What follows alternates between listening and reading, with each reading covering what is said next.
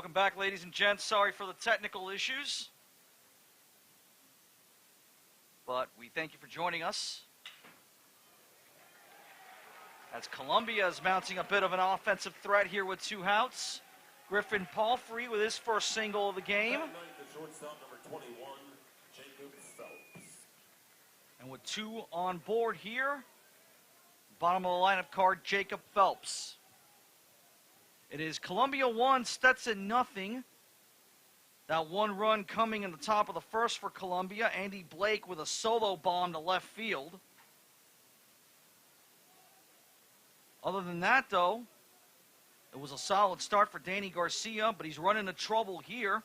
Anton Lazitz, the third baseman, getting on board with a single with two outs. Griffin Palfrey also doing the same, and now Jacob Phelps, the number 9 hitter for Brett Beretti's squad, at the plate. And that's in the dirt. So, I know that many of you have missed what's going on here, so we'll reset the lineups for you. Tyler McGregor leading off for Columbia.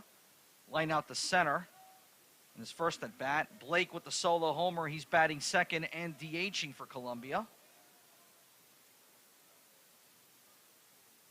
The 1-0 from Garcia is plunks Phelps. So the bases are loaded.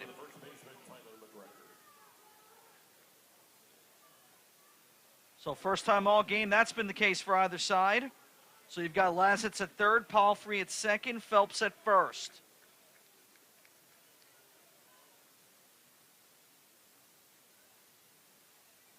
And that brings up Tyler McGregor. Blake, of course, behind him. Weston Eberle, the catcher, batting third. Joshua Solomon in cleanup, the center fielder. Hayden Schott, the right fielder, batting fifth. Sky Selinski in left field, batting sixth. And then you have Lazitz seventh, the third baseman. Palfrey, the second baseman, batting eighth. Phelps, the shortstop, in the 9 spot. But right now he's at first. Palfrey's at second, and Lazitz at third. As Columbia, with already 3 hits in this game, is looking to jump even further ahead here on the home-standing Hatters.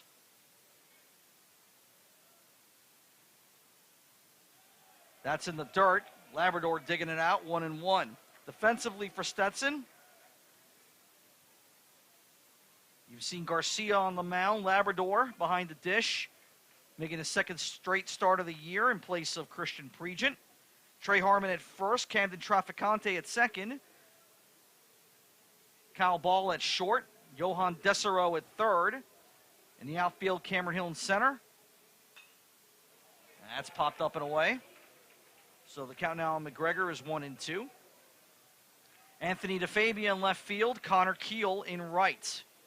So if you've been following the Hatters throughout the season, you can probably tell already that there's quite a few regulars out of the lineup tonight for Steve Trimper. Nick DePonzio is not playing. Pregent's not playing. Banks Griffith, the second baseman, is not playing. The 1-2. And McGregor's down for strike 3. That is the third punch-out of the night for Danny Garcia, but that one coming after he loaded the bags with 2 hits and a hit batter, all of them coming after 2 outs. So bottom of the second coming up. Stetson will grab the bats. You're watching Hatter Vision.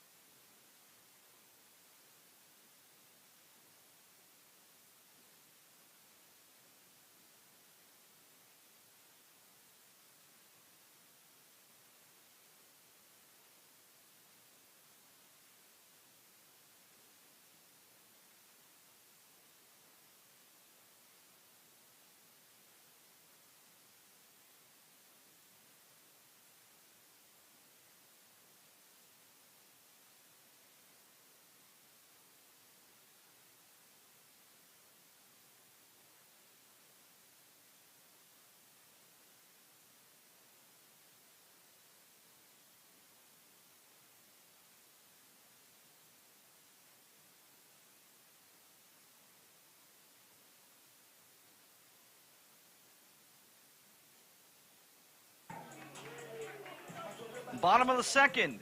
Columbia, 1 run, 3 hits, no errors. Stetson, zeros across the board. Though it's still early, of course. Thank you for joining us here on Hatter Vision on YouTube. I'm Assad Bendian. First game of a weekend series between Stetson and Columbia going on right now. Trey Harmon at the dish for Stetson, batting in the cleanup spot, the junior first baseman. And he goes swinging at that one for strike 2. Daniel Labrador, Connor Keel due up behind Harmon, 4, 5, and 6 respectively.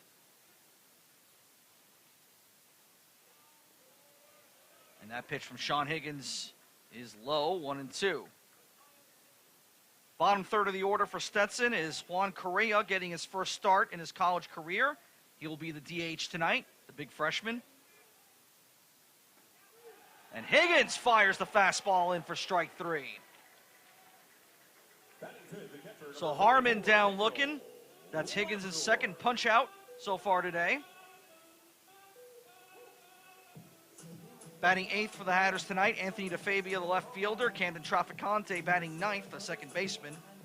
Top part of the order, the same as it's been for the most part this season for Stetson. Cam Hill in center, Kyle Ball, the shortstop. Johan Desero, the third baseman, batting 3rd. That's a new spot in the order for him. But otherwise, pretty much the same lineup that you've seen Steve Trimper and his coaching staff trot out, with a few exceptions, of course, as Labrador goes swinging at that one. Count now 1 and 1.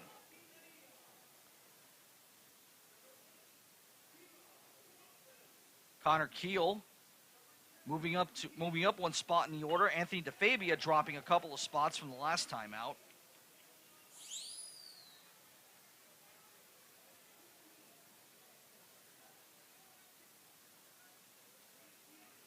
Daniel Labrador still looking for the first hit of his Stetson career. And that one's popped up. Foul territory in front of the Hatter dugout. Might be playable. No. That will go bouncing off the top of the dugout roof and into the stands here in Melching. First base side, to be precise, as the count is still 1 and 2. One quick note we want to mention to you. Something that is a little different than we've done in years past with Hatter Vision. We're going to be muting the field mic in between innings. So when we go to break, you won't hear any sound on your video. So don't be surprised if that happens. You'll hear it or not hear it. The 1-2 is a high popper in the left field. Sky Selinsky backing up. And now he'll come forward and make the grab for out number 2.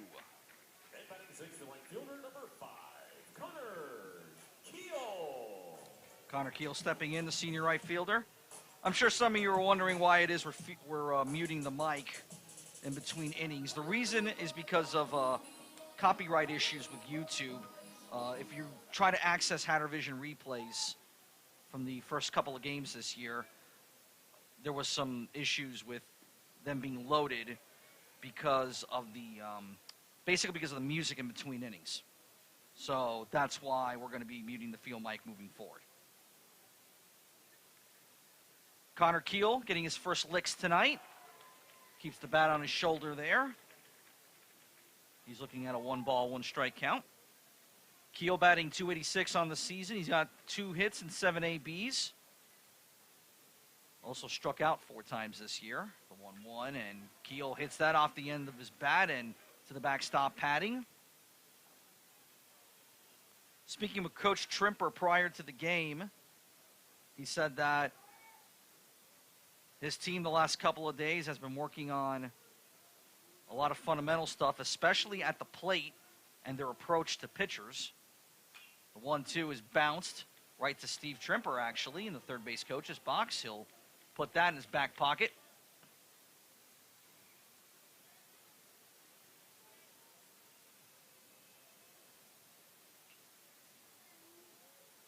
Keel has been in and out of the lineup for the Hatters this season. 1-2, down looking. Smooth sailing so far for Columbia. A team that hasn't played a competitive game of baseball in nearly 2 years. You wouldn't know it from the way they've played tonight so far. Still early, though. Top of the third coming up. Lions up 1-0. You're watching Hatter Vision.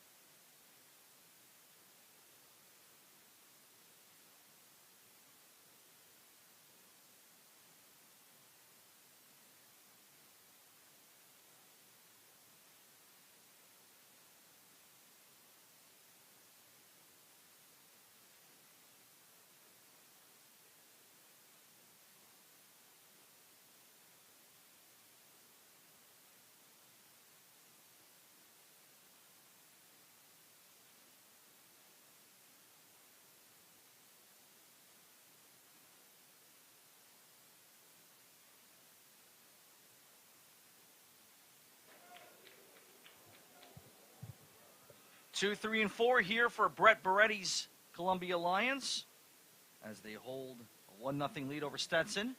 Top of the third here at Melching Field. Danny Garcia, other than that solo homer to Andy Blake in the first, has been clean in terms of runs scored, although leaving the bases loaded last time out in the second. Definitely ran into a little bit of trouble. Blake with a big club shot to left field. He hit that one well over the inside credit banner and left. So he might have some stars in his eyes, as you can see from that swing. 0-2. Blake DHing tonight. When he's in the field for Columbia, it's usually at short. Jacob Phelps with the assignment tonight there, though. That's in the dirt. Labrador keeping that in front of him. Blake from Hopewell Township, New Jersey, one of 4 players from the Garden State on Columbia's roster. 6'4", 195 is how he stands. He's a poli-sci major.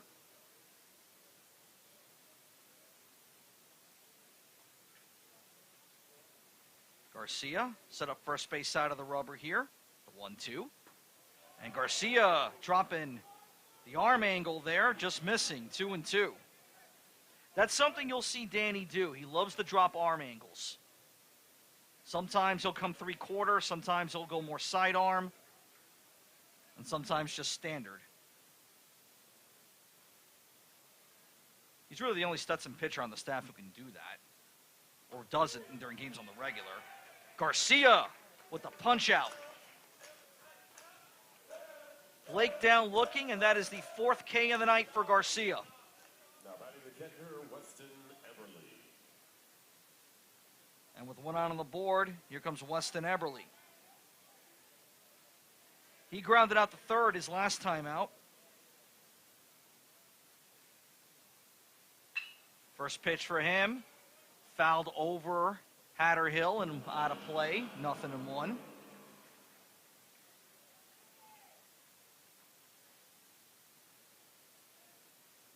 Eberly, a junior from Maitland, Florida, one of 4 from the Sunshine State on this Columbia roster. He's quickly down 0-2. 6 foot 200 is how he stands. Like Blake, also a poli-sci major. Was the primary catcher for the Lions in 2020. As Garcia misses there with the breaking pitch that didn't quite break the way he wanted. 1-2. It's been a long time since Columbia's played a game of competitive baseball. And Eberly goes fishing for strike 3. Center fielder number 40, Joshua Solomon. Danny Garcia pulling the string for his 5th K of the night. And with 2 outs here in the top of the third, Joshua Solomon will step in. In case you're wondering, 719 days. That's how long it's been since Columbia last stepped onto the diamond to play a competitive game of baseball. Their season, like everyone else's, ended early in 2020. Finished the year with a 1-7 record, actually. And then 2021, they didn't play at all. Nor did anyone else in the Ivy League. Garcia fires the strike in, 0-2. The Ivies deciding as a conference to not play in 2021, not only baseball, but pretty much all the other sports, for the most part. The 0-2. And Solomon down swinging. Danny Garcia not only goes 1-2-3, he strikes out the side. Bottom of the third coming up. Stetson trailing by 1. You're watching Hatter Vision.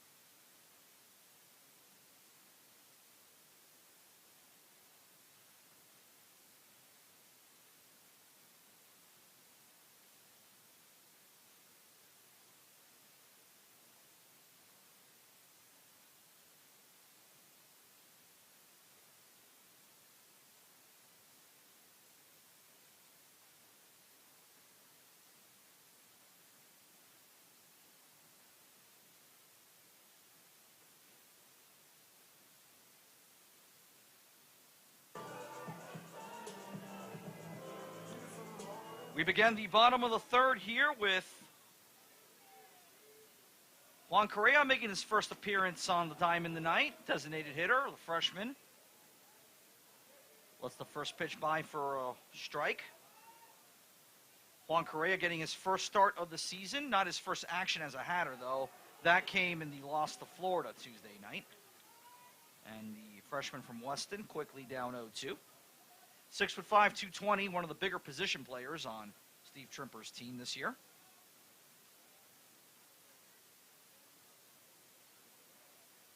An all-Broward player in high school. Played a senior year at West Broward. And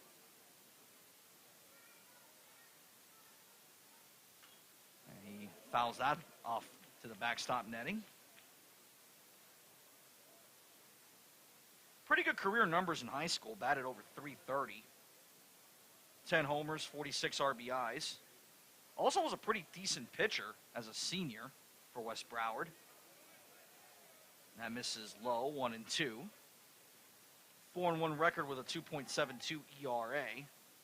Was first team all-district 3 times in his high school career. And he hits that hard up the middle, past the glove of Jacob Phelps for a base hit.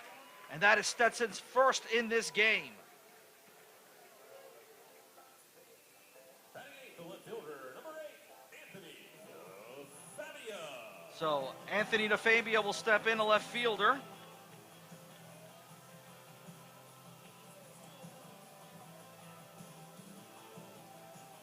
Taking the place of normal starting left fielder Nick DePonzio, who, like a lot of the Hatter players, are dealing with a bit of a stomach bug.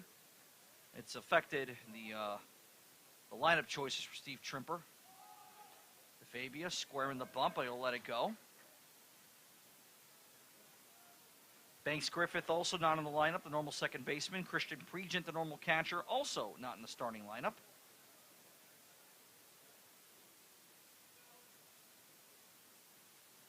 Higgins taking his time. The 1-0 is in for the strike. And that's not to count a couple of other players who have been or expected to play big roles on this team this year that we really haven't seen all that much of. Jake Bullard, the first baseman, also out tonight. Brandon Hilton in right field. We've not seen him all year. The 1-1 is popped up. Foul territory. That's drifting towards the Hatters' pen. But give credit to Hayden Schott, the right fielder for Columbia. He gave it quite the run. But not able to get there, though.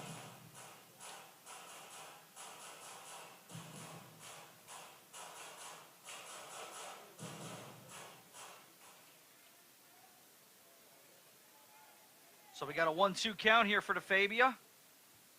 Correa short lead on first as McGregor is trying to hold him to the bag, and DeFabia smokes it between short and third. So 2 straight hits here for the Hatters. And batting ninth is second baseman, number 3, Camden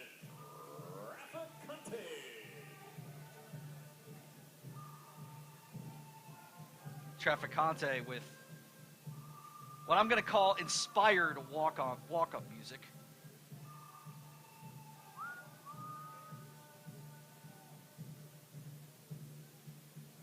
Sorry, folks. I'm the child of a man who watched a lot of Westerns when I was growing up.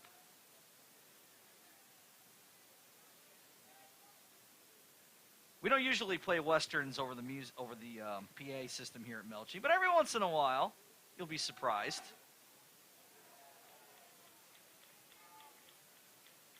Traficante letting that go by as he tried to square and then pulled back, 0-1.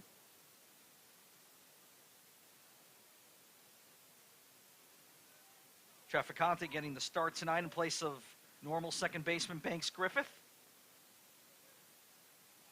Traficante tries to drop the bunt. That's a popper that's caught in the air. Nice dive from Anton Lazitz for out number 1. Returning to the top of the lineup, from the center fielder, Cameron Hill.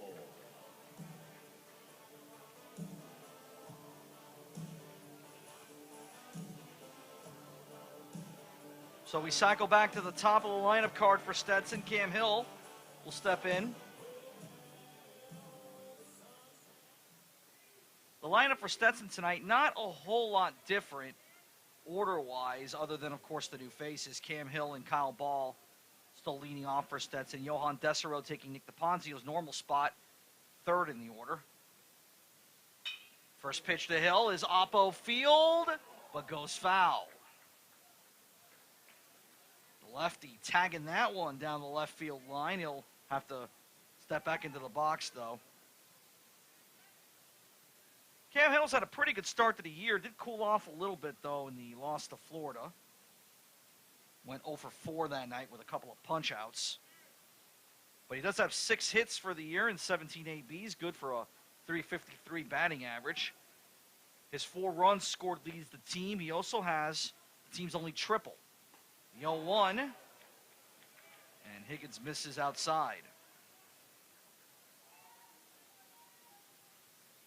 Sean Higgins, the senior righty, taking the bump for Columbia tonight.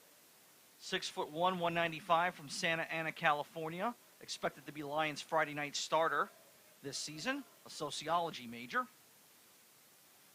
Looks over at second. The 1-1 is fouled just to the left of our broadcast position here. Hill is 0 for 1 tonight, grounding out the first base. Very close play at first to get him as the pitcher did a nice job covering the bag there. 1 out on the board here. Correa at second, DeFabia at first. Both of them getting on board with singles. As Stetson looks for their first runs of the night. And Higgins stepping off the mound there.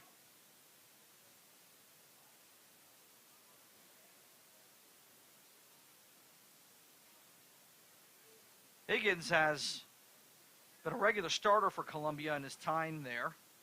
Has seen some action out of the pen. Did open their season in 2020 against Fresno State. The 1-2, and he misses inside. 2-2 to count.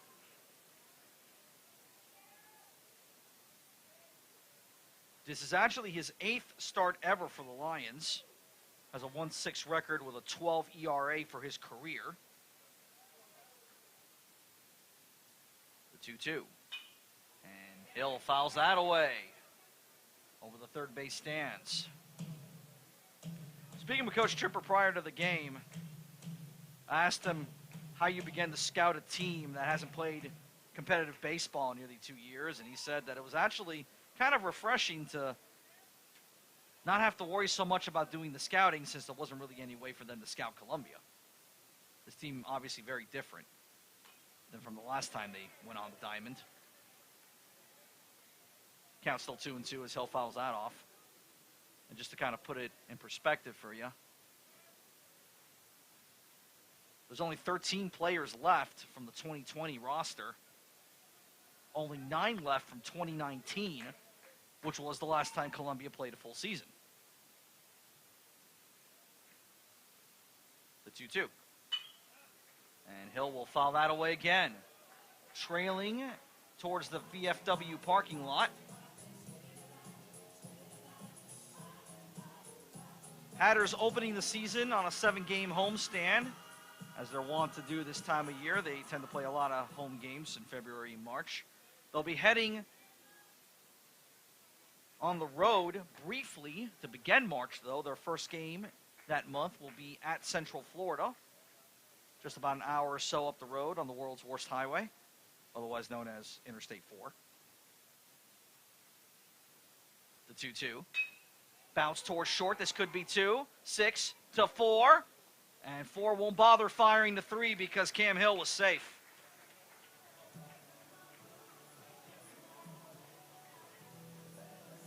But the Fabia is put out there for the second out of the inning. And runners at the corners here and 2 outs for Kyle Ball.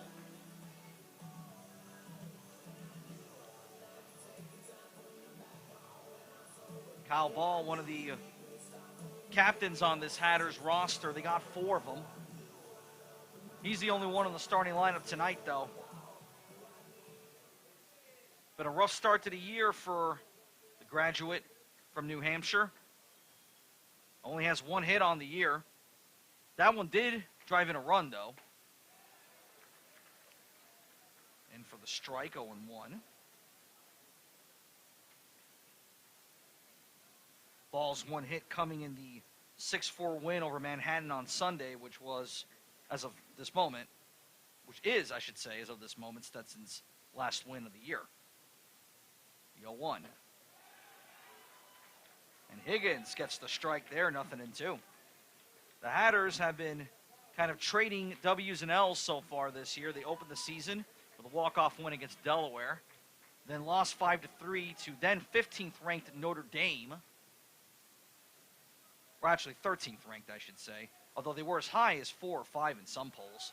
The 0-2, Hill's going from first, and Ball smacks that off the roof of the hitting pavilion. And then after the Notre Dame game on Saturday, last Saturday, of course, Manhattan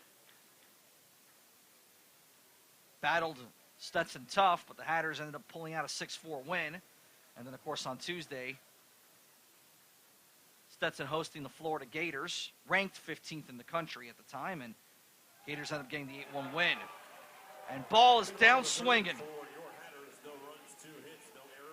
So that is the 4th strikeout of the night for Sean Higgins, who as of this moment is the winning pitcher. Still a lot of baseball left, though. We're through 3 at Melching. Columbia 1, Stetson 0. You're watching Hatter Vision.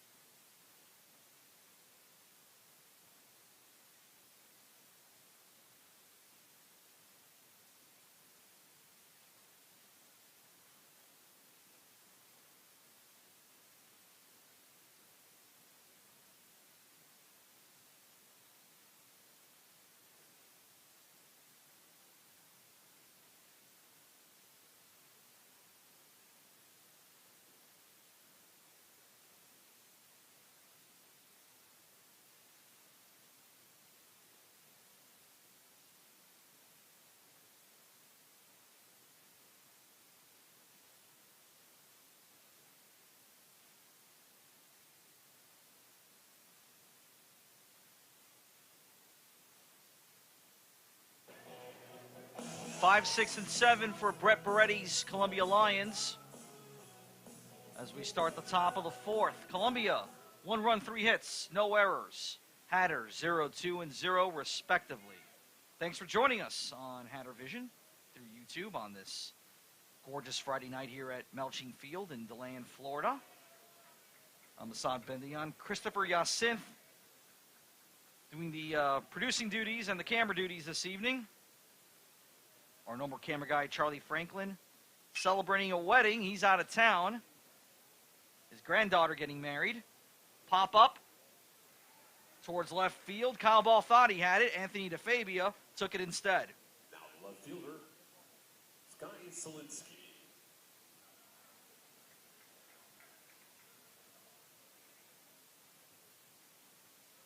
So shot retired for the second time this evening on the 1-0 popper to left. Shot's actually popped out both times he's been at the plate. He popped out the center in the second as well. Sky Solinsky, one of 6 K victims for Danny Garcia this evening. First pitch to him is a strike. Solinsky, one of 3 freshmen in the lineup card for Brett Beretti tonight. They're actually all in a row here. Solinsky lays off, 1-1. Anton Lazitz, also a freshman, batting 7th. Griffith Palfrey, the second baseman, also a freshman, batting 8th. And Garcia wanted that outside corner there, just missing, 2-1. The only run in this game for Columbia, Andy Blake's solo bomb in the first. And that one hit hard in the right field. Keel on the run. Almost had it. I think it popped out of his glove. And that's going to allow Solinsky to coast into second. And that will be Columbia's 4th hit of the night. Man, that would have been a heck of a play had Keel been able to make it, but instead gives Solinsky a double.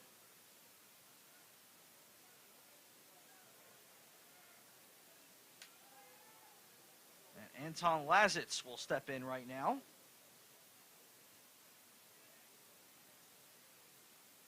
He had the second hit of the game for Columbia, a single in the second. Danny Garcia has had pretty smooth sailing for the most part, besides that homer to Blake in the first, of course, other than in the second where he got 2 quick outs and then loaded the bases before punching out McGregor to retire the side. Garcia, long look at second where Solinsky is. Coming to the plate, delivers the strike. Weather tonight, a little hotter than we've experienced at Melching Field this season. By no means bad weather, though. 83 degrees first pitch, wind out of the west at 5 miles an hour. Normally the wind at Melching gusts a little more than that. That's about as low as it gets, usually. 63% humidity, though. Practically no chance of rain. All according to the weather guessers. The 0-1 is fouled away.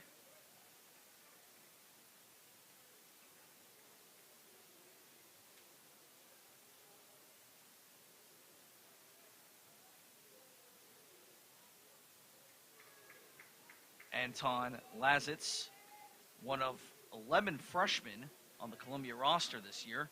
20 newcomers to the team this season. The 0-2. And Garcia pulling the string for his 7th K of the night. Now batting the second baseman, Griffin Palfrey. Griffin Palfrey will step in.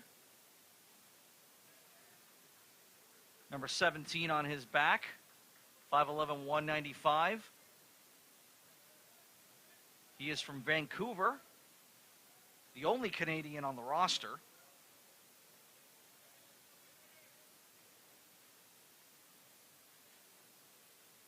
Garcia firing in for the strike.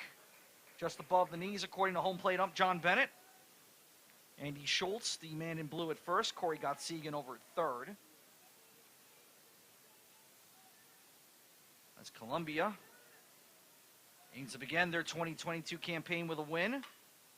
That one reached out by Palfrey, hit weakly towards short.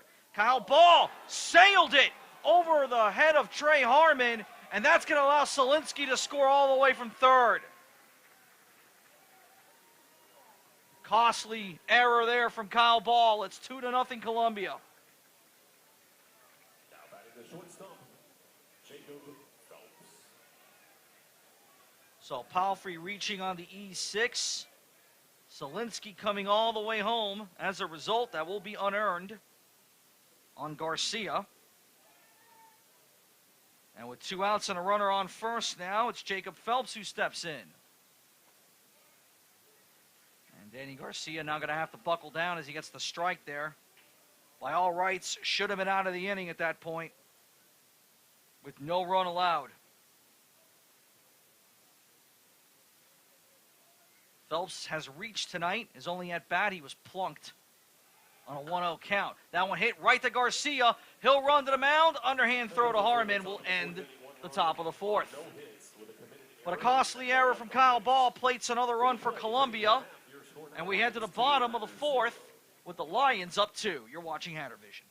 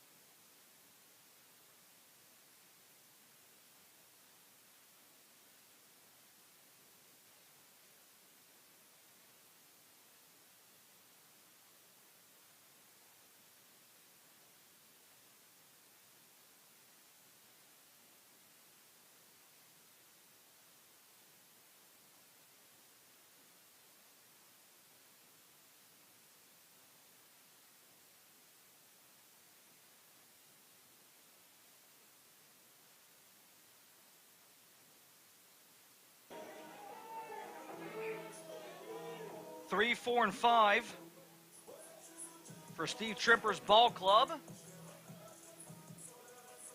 Johan Desero, Trey Harmon, Daniel Labrador, third base, first base, catcher, respectively. As the Hatters try to get some offense going, Desero swinging through that one for strike one. Desero is 0 for 1 on the night, grounded to short in the first, as Higgins bounces that one off the dirt.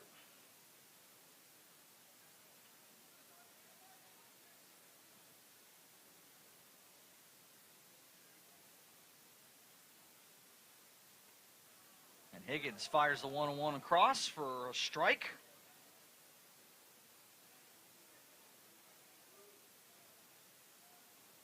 Desero entering tonight with a .250 batting average, 3 for 12 on the year, including a double. That one hit hard to the pitcher. Higgins managing to pick it up, though, for the first out.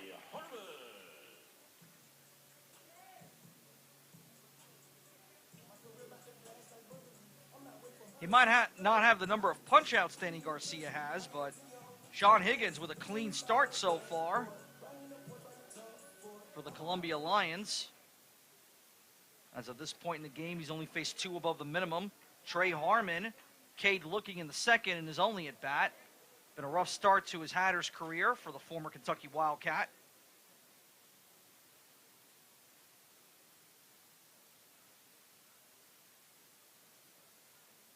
1 for 14 at the plate this year. Harmon looks at that one for strike 2.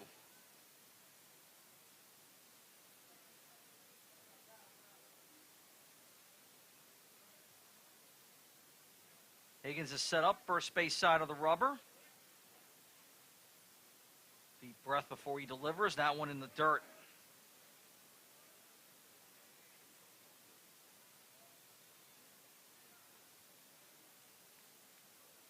Been kind of a rough start to the Ivy this year, especially tonight. H&8 teams, some of them getting blown out pretty bad as Harmon fouls that one away. So the count now 1-2. Cornell demolished by Virginia, 24-9 final. Dartmouth also losing big to Louisville, 19-5. Purdue 9-3 winners over Princeton. Penn did get a win, though, over Texas A&M.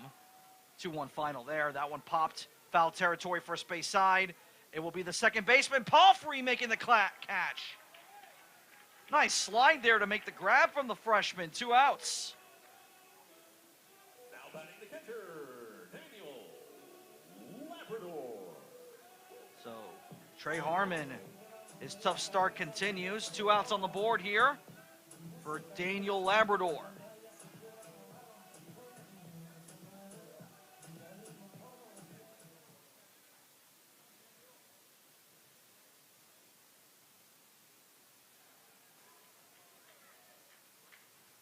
In case you're wondering about the rest of the Ivy League games tonight, Yale and Auburn scoreless. They've just started over in the Plains. And Higgins ahead 0-2 here on Labrador. Harvard, even further south than Columbia is, they're playing at Miami, 24th ranked entering tonight. They're also scoreless top 1, as that's fouled away. Brown losing to Memphis 8-1 bottom 8. As for the A-Sun, Liberty scoring an 8-1 win over Winthrop. The Flames, by the way, are ranked this weekend, coming in 21st. As Labrador takes time. I suppose that's not a surprise, considering the Flames, who are already near the rankings anyway, boosted their cause with their opening weekend against Florida, taking 2 out of 3 from the Gators in Gainesville. The 0-2 is hit hard by Labrador into right field. Shot backing up to the track, to the wall. See ya!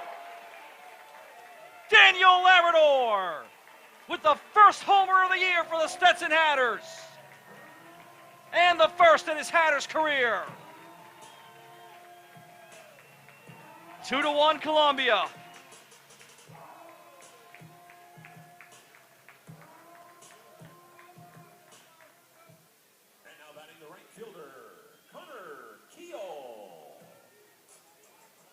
Labrador on an 0-2 count, going oppo.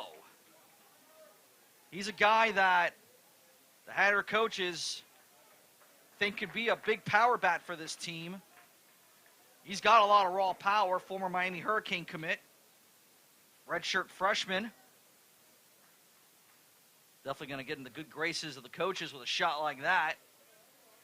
And with 2 outs on the board still, Connor Keel now at the plate. Fouling that one off. First pitch was a ball, so 1 ball, 1 strike the count here for the senior from Eden Prairie, Minnesota. The only Minnesota player on the roster for Stetson. That's in for a strike. Keel tonight is 0 for 1. Cade looking in the second. 1 of 2 Ks looking tonight for Higgins. Harmon the other, also in the second. And the 1-2. And Keel swings through that for strike 3, but Eberle had to throw to first to complete the strikeout. So give Sean Higgins now 5 Ks in this game, but like Danny Garcia, he gives up a solo bomb. In his case, to Daniel Labrador in right field. We're through 4 and Melching. Hatters still trailing Columbia 2-1. You're watching Hatter Vision.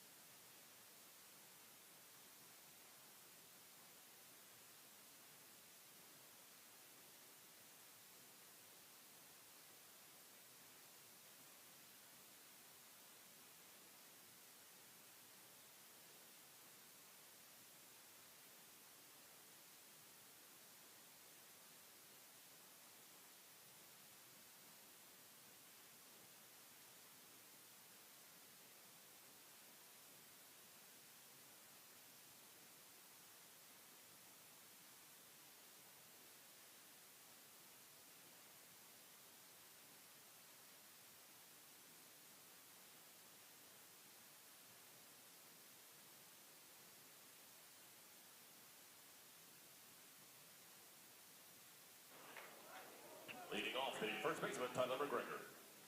Back to the top of the order for Brett Beretti's Columbia Lions, Tyler McGregor, one of 3 captains on the Lions squad this year. Looks at the first pitch strike. McGregor's 0 for 2 today. Lined out the center in the first, Cade in the second. One of 7 punch-outs so far tonight for Stetson starter Danny Garcia. McGregor fouls that one opposite field and out of play, so down here 0-2. McGregor, a senior from Peabody, Massachusetts. One of 5 from Massachusetts. 6'3", 220 is how he stands. Back at first base this year. That's also where he was in 2020. And he goes fishing for strike 3. So 8 punch-outs now for Danny Garcia. Now batting a designated hitter, Andy Blake. And here comes the only guy who has well, not the only guy, but one of the few so far for Columbia who's managed to dent Garcia tonight. Andy Blake got the party started in the top of the first with his solo shot to left. Also Cade looking in the third. And that's a big cut from him.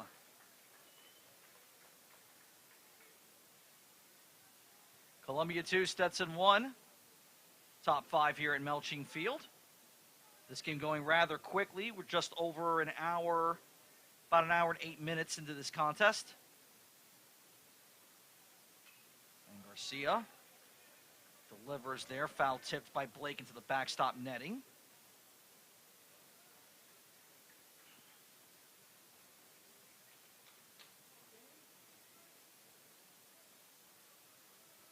Danny Garcia making that transition from reliever to starter. So far, pretty good, as that's hit towards third. Desero not able to handle it cleanly, though. Blake reaches. That's an E5 all the way. Second error tonight for the Hatters. Both of them coming from the left side of the infield. Kyle Ball airmailing a throw to first in the fourth that plated a run. And that one, well, it didn't cost the run. Although, maybe it's still too early to say that at this point. But didn't directly cost the run anyway, as Blake is now on first. Weston Eberle, the backstop for Columbia, steps in. First pitch swinging in the right field, but Connor Keel's right there. First pitch, 2 outs.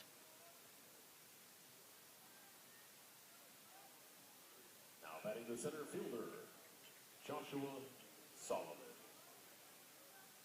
And now Dave Thurno, Stetson's pitching coach, will take the walk from dugout to the mound here, have a chat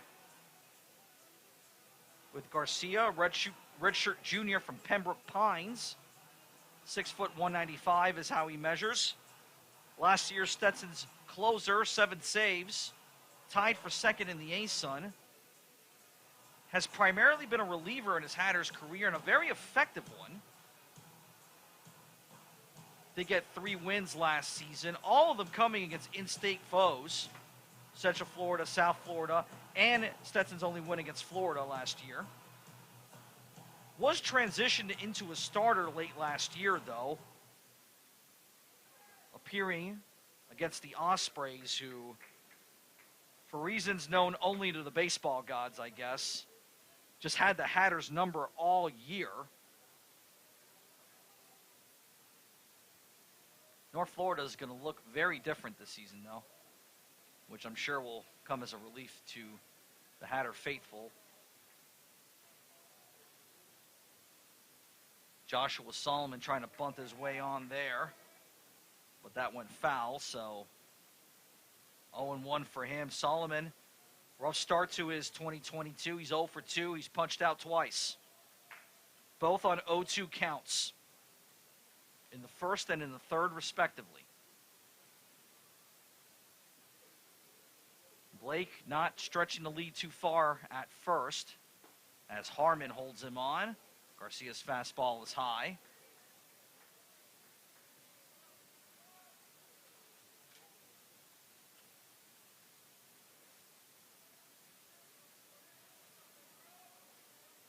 Some interesting results around the ASUN so far tonight. Pretty much everybody in the conference getting their bats and gloves working. The 1-1, and that's fouled away by Solomon. So count now 1-2. I mentioned, of course, Liberty's 8-1 win over Winthrop. North Alabama leading Cincinnati top 9, 5-2. Kennesaw State 6-5 winners over the Fairfield Stags. Eastern Kentucky 4-3 winners over the Ohio Bobcats. And Jacksonville leading early top 3 against Troy, 4-1 score there. UNF also in action tonight. They're taking on Connecticut. Jacksonville State, newcomers of the ASUN, but won't be here long, facing Southern Miss. And Danny Garcia with his 9th strikeout of the night.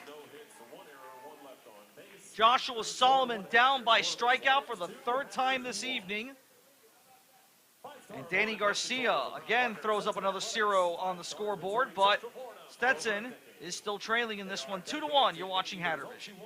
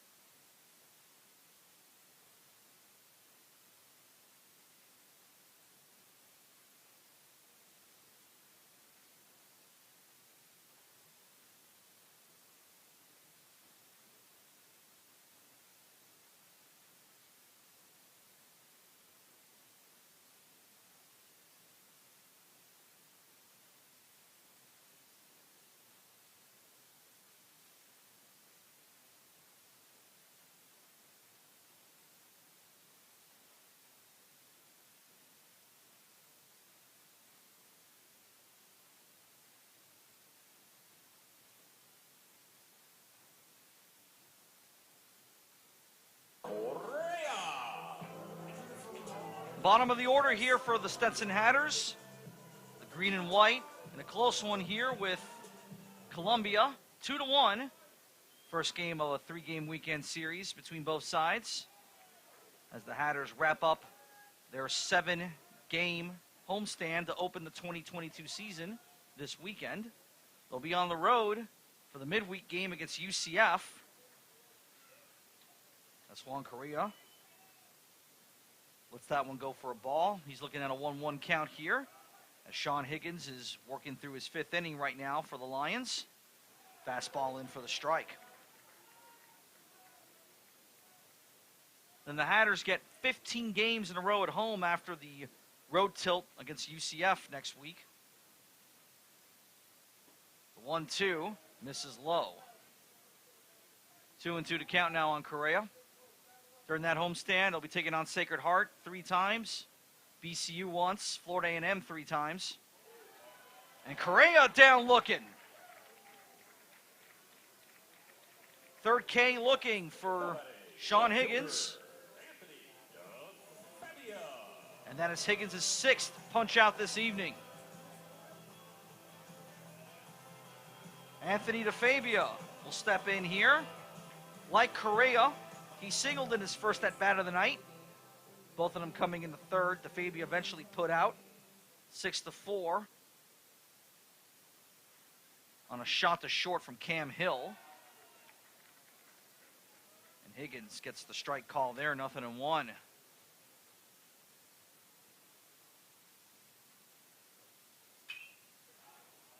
DeFabia pops this up, foul territory, this drifting near Hatter Hill, and that's actually where it will go.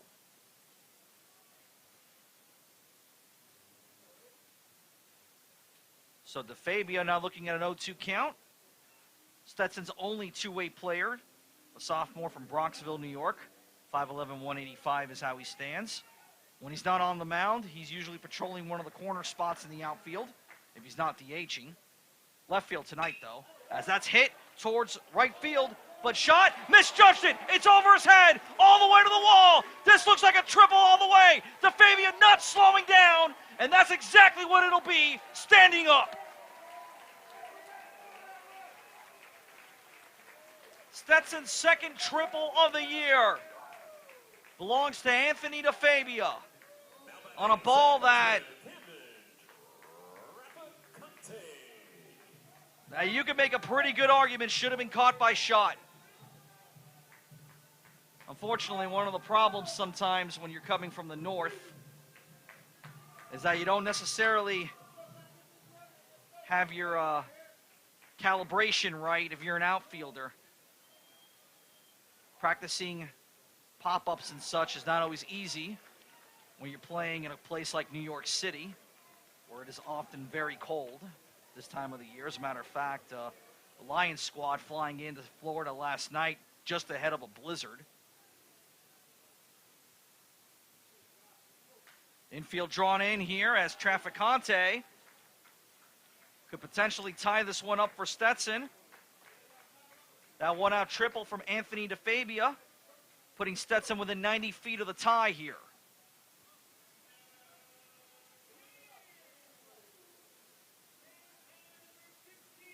The 0-2 is bounced right towards second, though. The drawn-in infield worked that time as Palfrey flips it to first, 2 outs.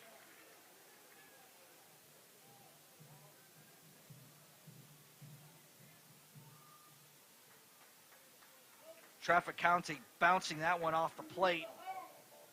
Now batting, center fielder, Cameron Hill. Had the infield not been drawn, though, DeFabia, I'm guessing, goes from third and probably scores. So it worked for the Lions. Infield now and back in their normal spots as Hill fouls that one off down the first base line.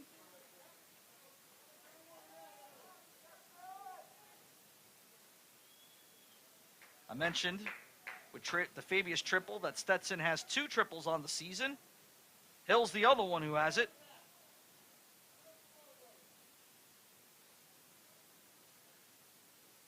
Higgins delivers, and that's popped up.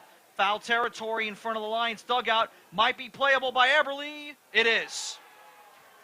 Side retired.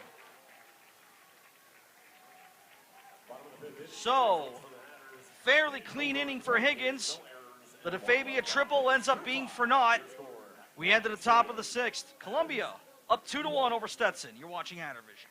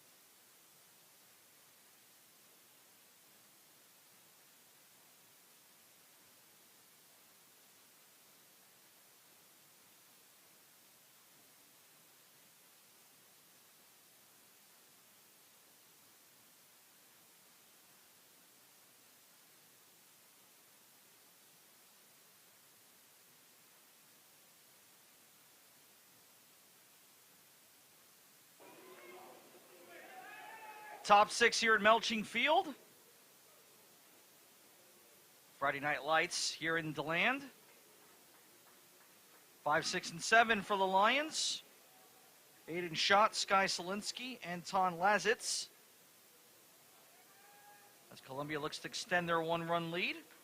Thanks for joining us tonight here on Hatter Vision. I'm Assad Bendian, Christopher Yacinth, producing tonight's broadcast. We'll be bringing all 3 games of the Lions series to you this weekend on Hatter Vision. 6:30 start tomorrow for Game 2. 1 o'clock Sunday afternoon for the rubber match. Columbia looking for their first win since 2020. As Schott fouls that away, 2-1. Columbia hasn't played a competitive game in baseball in nearly 2 years before tonight. They finished the 2020 season 1-7. We're actually informed that their season was over while in practice. As shot hits that hard into right field. That's all the way to the wall. Keel's going to have to run to get it, as shot will stay at second base. He's got a double. And that's the second of the night for Columbia. Now batting the left fielder, Stetson. Shot turning on that 2-2 pitch. And give credit to him. Misplayed a ball in right field that led to the Fabius triple. Keeping his head regardless as he stepped to the plate there, and now he's got a chance to help extend the lead here for his squad as Sky Selinski steps in. He has the other double in this game for the Lions. That came in the fourth. And Garcia delivers the strike in, 0-1. In case you're wondering, the last time Columbia's won a baseball game, that came against the Nebraska Cornhuskers. 3-2 victory on the road that year. Selinski drops the bunt, and that goes foul. So count now 0-2. And then, of course, 2021, the Ivy League opting out of all sports due to COVID. So while college baseball, for the most part, was back last year, Columbia and the rest of the Ivies were spectators. And things have changed quite a bit for Brett Beretti's squad. Brett Beretti, by the way, is just 6 wins away for 300 in his Columbia career. And that K's not going to help his matter there. Selinski down for the second time tonight by punch-out, and give Danny Garcia 10 Ks on the night. The third baseman, Anton Lasitz. That is the first time all year any Hatter starter has hit double digits in Ks.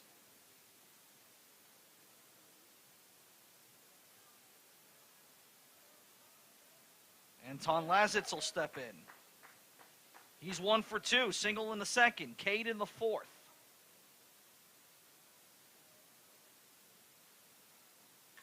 And that one down the line, third base, Dessereau will not bother.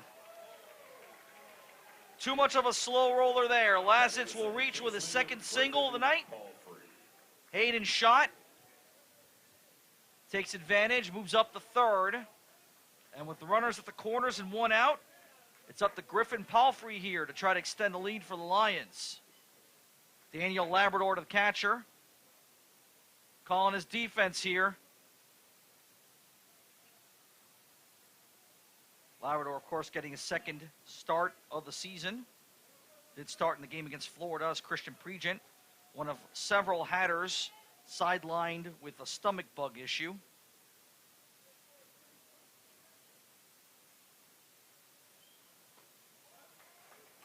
That's it for the strike from Garcia, 0-1. That's a large part of the reason why the lineup card looks so different tonight than you saw in the opening weekend. And it's not just Pregent. Jake Bullard at first base, Banks Griffith at second, Nick DePonzio in left. All of them not in the lineup tonight. The 0-1 hit into center. That's kind of a weak one. Hill's on the run, makes the grab. Runner tagging from third. Hill hitches his throw before firing home. And that ball hit, shot as he slid into home plate. 3-1 Columbia as the Lions extend the lead. Palfrey's sac fly doing the job. That's his first RBI of the season.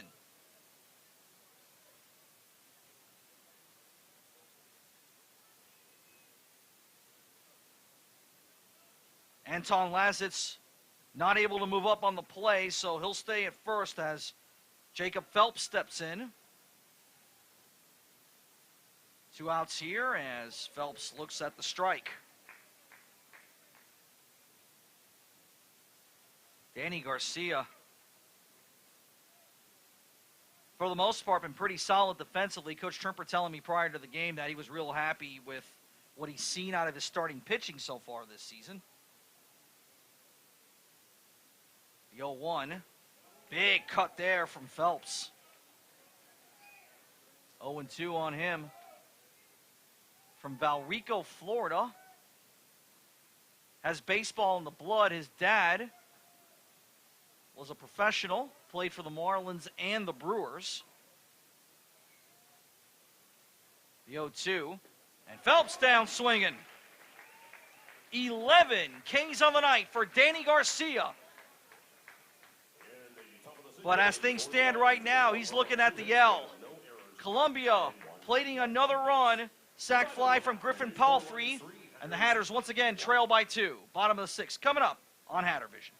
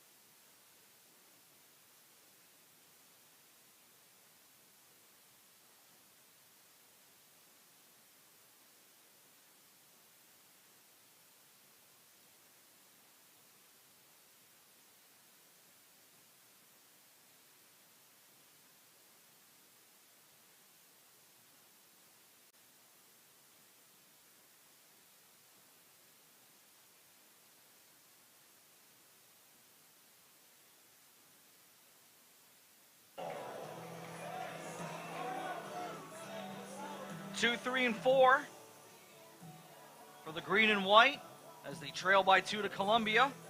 3-1 in the first of a 3-game set here at Melching Field. New hurler in the game for Columbia, Sean Higgins, as of right now on the right side of the win column, as Sajin May will step in. One senior right-hander giving way to another. Higgins' final line, by the way, 5 innings pitched, 4 hits, 1 run.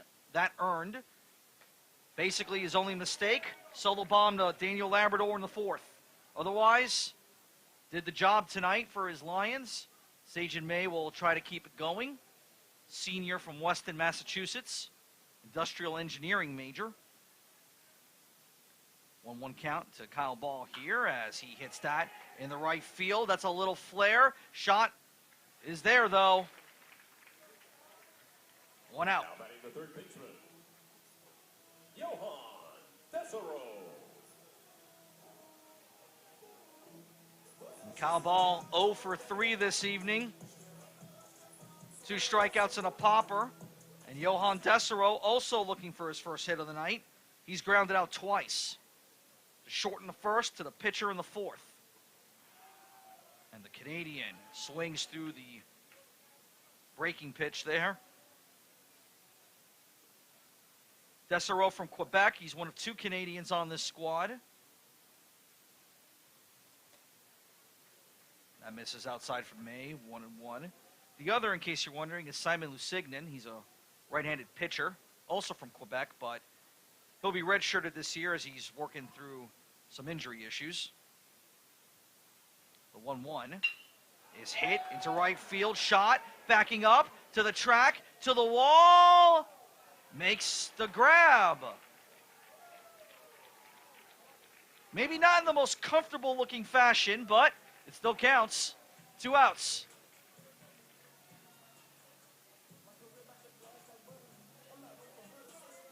Now batting the first baseman, Trey Harmon. And here comes Trey Harmon. It's been a rough night for the first 4 Stetson batters in the lineup card. None of them have a hit. Only one of them has even reached. As May gets the strike. The one who reached was Cameron Hill on a fielder's choice in the third. Harmon is 0 for 2. Cade looking in the second. Pop out to the catcher in the fourth. That one in foul territory. As Harmon goes fishing there for strike 2.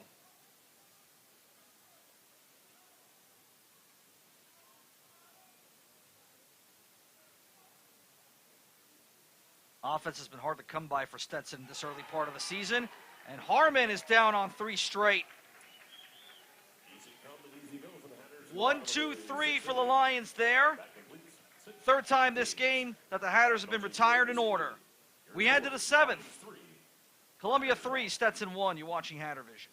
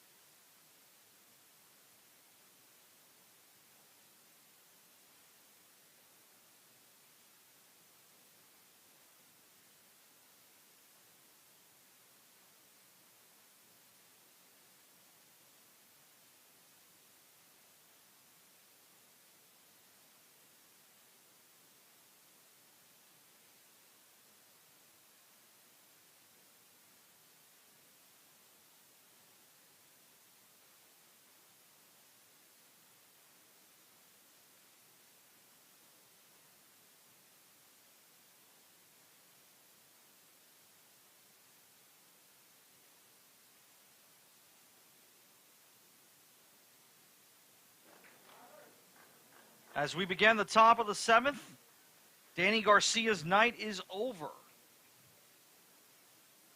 11 punch-outs in 6 innings. Did give up 3 runs, 2 earned, 83 pitches. And for that, he's looking at the loss, unless his Hatters can do something about it in the next 3 frames. Austin Amaral takes over for Garcia, the sophomore righty. Facing off against Tyler McGregor here.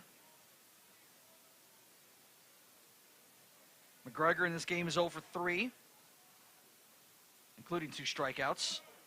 And Amaral gets the strike call. So the count now 2-1 on McGregor. Amaral making his 2nd appearance of the year.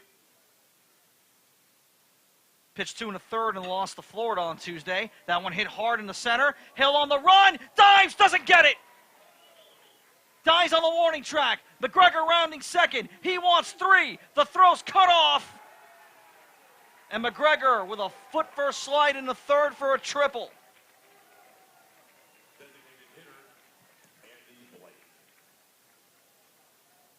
And with that triple, the Lions have had one of each kind of hit tonight.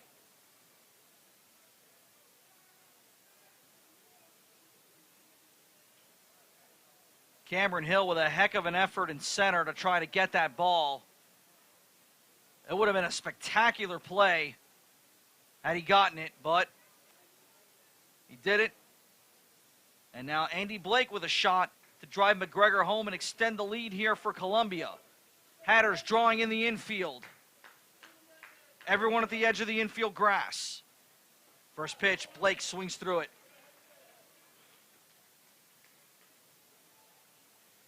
Amaral was pretty clean in his relief appearance against Florida. Went 2 1/3. Did give up 1 earned run on 3 hits. Also had a punch out. The 0-1. And Blake swinging for strike 2. Amaral, a guy that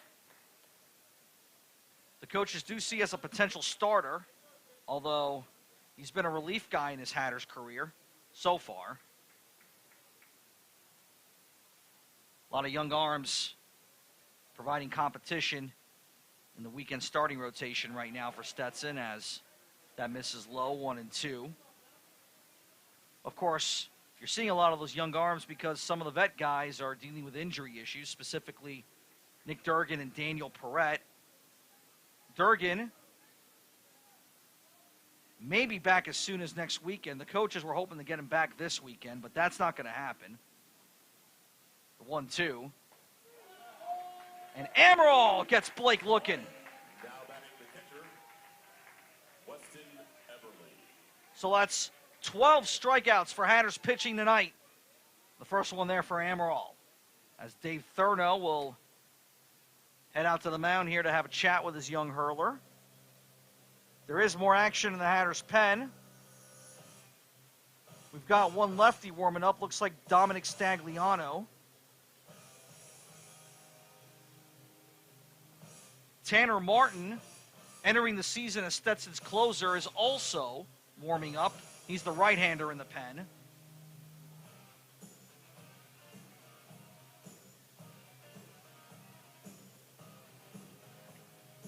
Weston Everly due up here for Columbia. Junior catcher. It's not been a particularly good start to his 2022 season. 0 for 3. Grounding out to third in the first, Cade in the third. Pop out to right in the 5th. First pitch, Amaral, Labrador, looking over to third, making sure that McGregor isn't going anywhere, 1-0. McGregor, statistically Columbia's best hitter in 2020. Started 6 games, ended the year with a .364 batting average, of course, before COVID came along and ruined everything.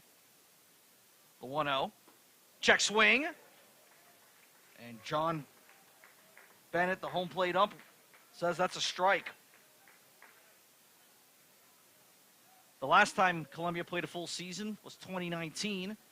They sat out last year, of course. That year, Lions going 19-23. Only 9 players from that team still on this roster. McGregor being one of them.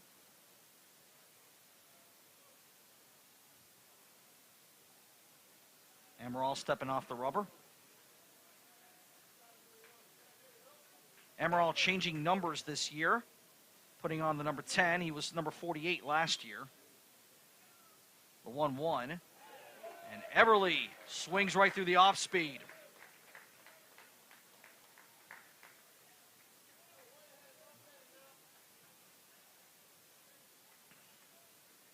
Amaral trying to limit the damage after giving up a triple to lead off this 7th.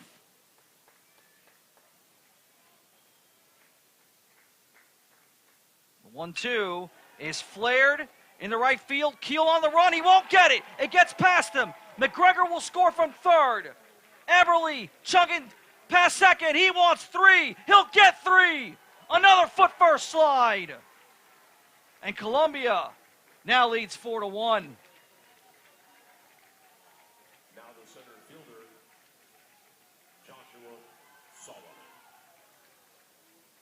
So Columbia with 2 triples in this inning. Eberle's the RBI variety as McGregor coasting in from third.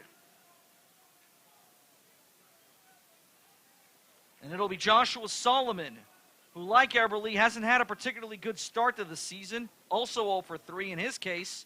3 punch-outs. First, third, and fifth, respectively. Amaral stepping off the rubber.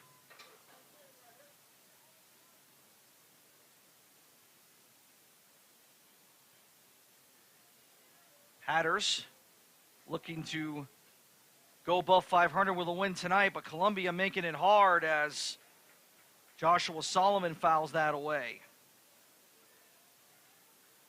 Even though this team hasn't played in nearly 2 years, well, neither has the rest of the Ivy League, and Columbia, for what it's worth, is considered one of the better teams in the Ivy this year. Actually, they're usually one of the better teams in the Ivy in general. As that's hit hard into right center, that'll drop. Eberle scoring from third. RBI single for Joshua Solomon.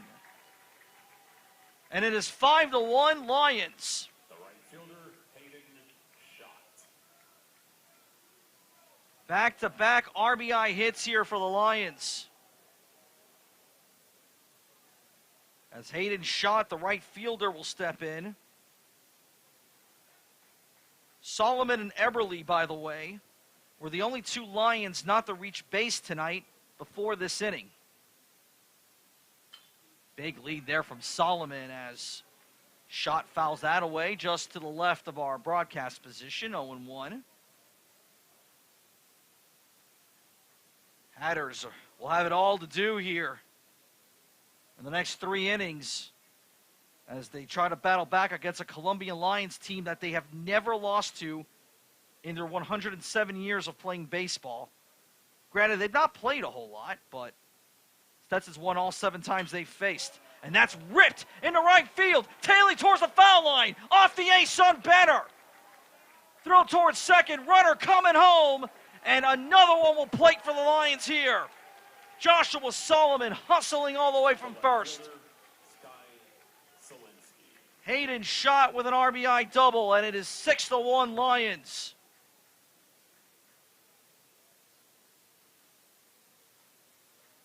So far in this inning, Columbia's had an RBI triple, an RBI double, and an RBI single. And Dave Thurno, let's see what he does here. He's not even wasting time. He's taking the ball from Amaral. So, he had a pretty decent outing against Florida. Tonight, a little rougher for the sophomore from the Berry. We head to the pen. We'll let you know who it is when we come back. Line 6, Columbia. Line 6, Hatters 1. Top of the 7th. You're watching Hatter Vision.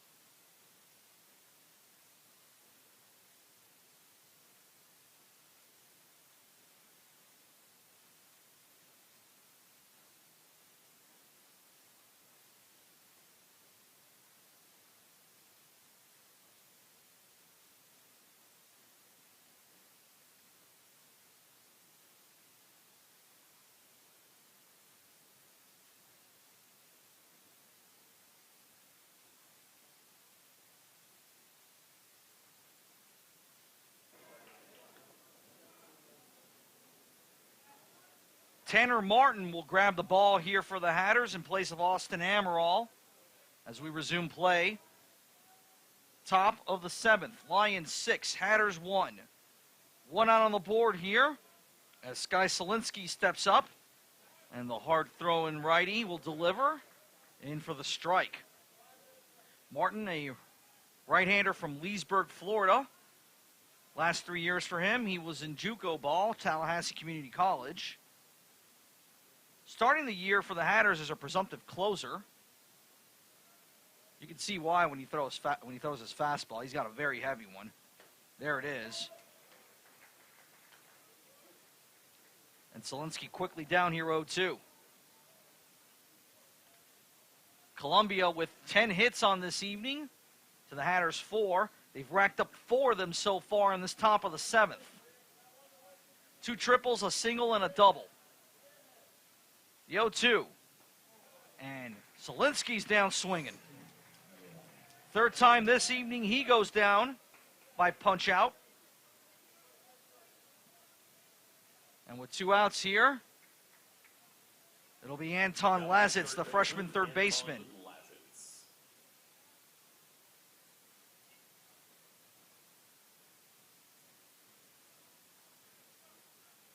Lazitz, a freshman, third baseman, one of 11 freshmen on this roster for Columbia. They've got 9 players who transferred in as well, so 20 newcomers in all for Brett Beretti as he nears the 300-win milestone in his time in Columbia, now in his 17th season. Columbia has been one of the better Ivy League squads under Beretti. He's made 5 NCAA tournament appearances. All of them by winning the Ivy League's auto bid.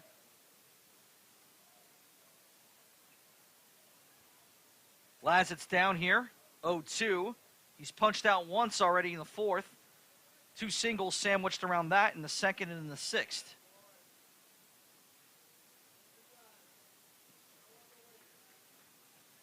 Beretti's most successful season in New York back in 2015. Lions that year winning 34 games and made some noise as well in the regional down in Coral Gables. Winning 3 out of 5 games. The 0-2 gets away from Labrador. That's going to allow Shot to move from 2nd to 3rd. So now a runner 90 feet away as the Lions nurse a 5-run lead here against the Hatters. Columbia with single runs in the 1st, in the 4th, in the 6th. They've plated 3 so far this inning. Hatters have gotten both their outs by K. Otherwise, it's been a hit parade. 1-2. Labrador snagging that one before it could hit the backstop, 2-2. It all started with a Tyler McGregor triple. He would score on Weston Eberle's RBI triple. Eberle would score on Solomon's RBI single, and that's fouled away. And then Hayden Schott would drive in Solomon on an RBI double. And that pretty much wraps up the scoring so far here in the 7th. Of course, Columbia can still say something about that. Lazitz looking for hit number 3 on the evening. The 2-2. And that misses high, full count. We've yet to have a walk from either side in this game, believe it or not. Pretty clean starting pitching performances from Danny Garcia for Stetson and Sean Higgins, respectively, for Columbia. The 3-2, strike 3! Lazitz down looking. Stetson gets all 3 of their outs by punch-out in the top of the 7th, but they also gave up 3 runs in the process. Hatters trail by 5 as we stretch here in the 7th. You're watching Hatter Vision.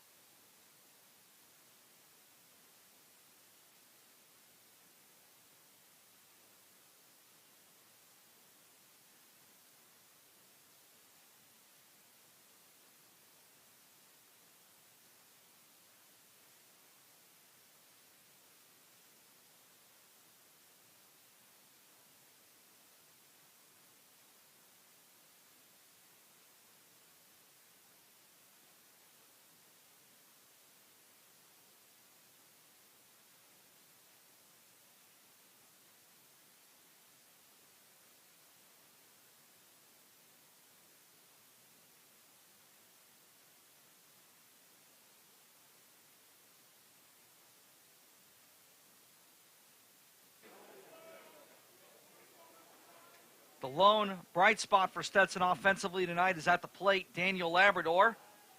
Foul tips that first one. Last call for concessions at this time. Labrador solo homer in the fourth. That's Stetson's only run in this game, as Stetson has not really been able to get their offense on track. Labrador hitting that hard in the left field. Backing up is Solinsky. That's off the inside credit banner. Labrador hustling around first. He'll get the 2. Now the right fielder, Connor Keel. Your attention, please. We're going to have a pinch hitter here for Kiel, it looks like. That's Jake Bullard. Pinch hitting for Connor Keel in the number 6 position, number 23, Jacob Bullard. Bullard, 23, bat 6. So Bullard, who started this year as Stetson's first baseman, like much of the team, he's been sidelined with a stomach bug issue. But he's stepping up here regardless, taking Connor Keel's spot, who was 0 for 2 in this game.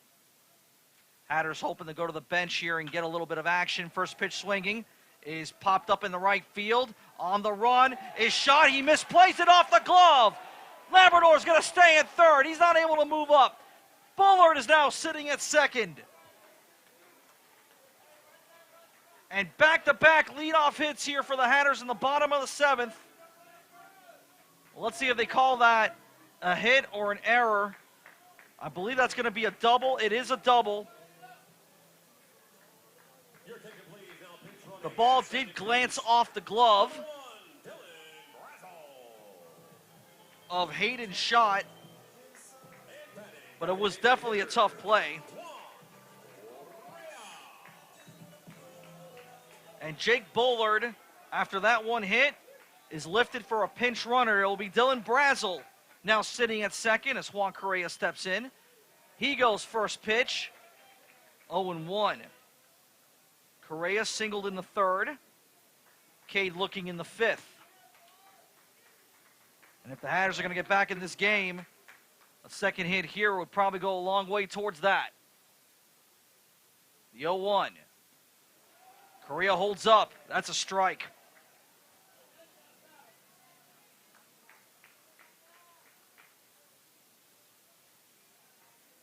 So this Hatter squad being aggressive at the plate. Labrador getting his double on an 0-1. Bullard getting his double first pitch. The 0-2, and Correa swings, pop up in the infield. Who will get it? It's going to be Eberle. Basically shoved his pitcher, Sajin May, out of the way to make the grab.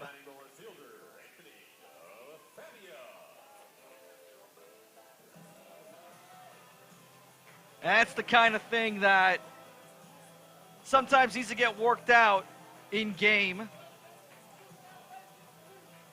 Eberle actually had to physically touch May to move him out of the way there to make the grab. So Anthony DeFabia, who's had 2 hits tonight. First pitch strike for him. Singled in the third, eventually put out at second. Had a triple in the 5th, but was stranded at third. Runners at second and third here, though, as May steps off the rubber, takes a look over at Brazel at second. Brazel more than likely will stay in the game for Kiel. He is an outfielder. The 0-1. Big cut from DeFabia, and that's strike 2.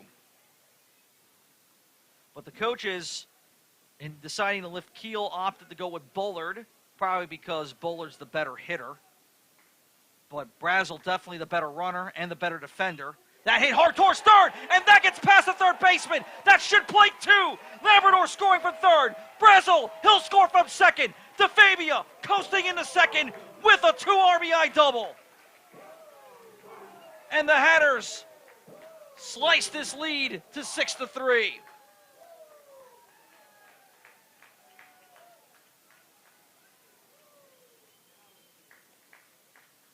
And for the first time all night, really, other than the Labrador homer, the Hatter fans with something to really cheer about.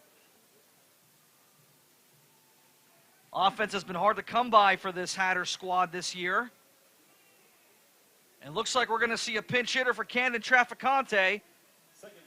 And that looks like a season debut coming to the plate. It's Brandon Hilton.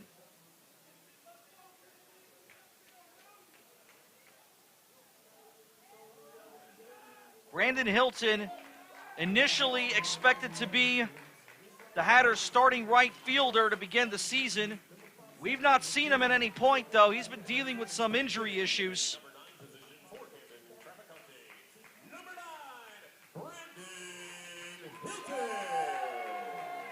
And you see the cheer he's getting from a lot of the Hatter fans. They know what the big man's capable of. 6'7", 226. He's among the largest players on the Hatters roster. Don't let the size fool you, though. He's very quick. Can cover a lot of ground with those long legs. As May fires outside 1-0. He's also got quite a bit of raw power, among the best on the team in that sense. He has been dealing with a hip problem, though, which is why he's not been in the lineup. But the big man from New Jersey getting a shot here with the Fabi at second, the 1-0. And Hilton swings right through that one.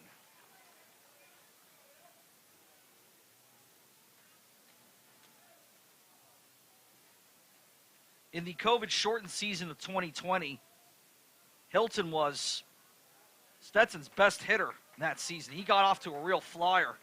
The 1-1. Hit hard in the right field. Shot backing up, but he'll make the grab. And DeFabi is going to have to go back to second. Well hit ball from Hilton, but just allowed out. And now here comes Cam Hill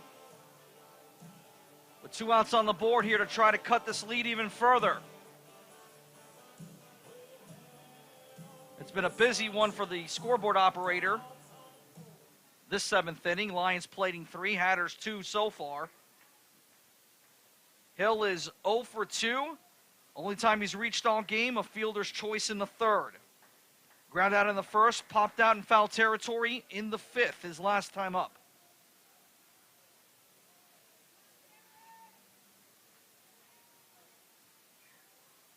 Hill has been one of the best bats for Stetson in this early part of the year, though.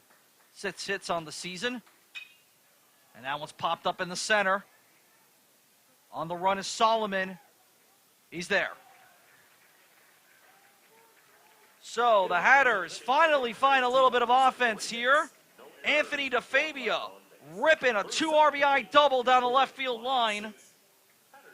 But Columbia is still in control, 6-3, top of the 8th, coming up on Hatter Vision.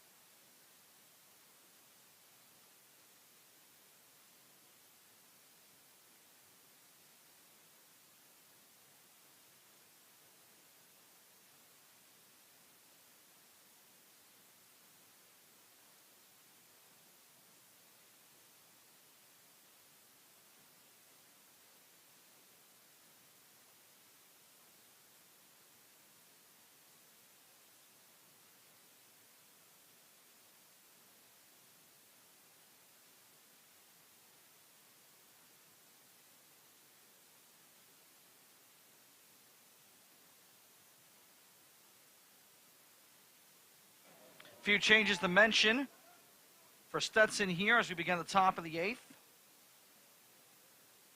There is a new pitcher on the mound. Nick Cesari, a graduate from Albany, New York, making his second appearance of the season. And the lefty fires high, 1-0. Cesari, a last-minute addition to the roster, even though he's been with the team for a couple of years. Actually, he's been around for quite a while, but unfortunately he's also had a lot of injuries to deal with. Dylan Brazel now takes over for Connor Keelan right. And Andrew Estrella is now at second base for Camden Traficante. So Brandon Hilton's night is done after that 1AB.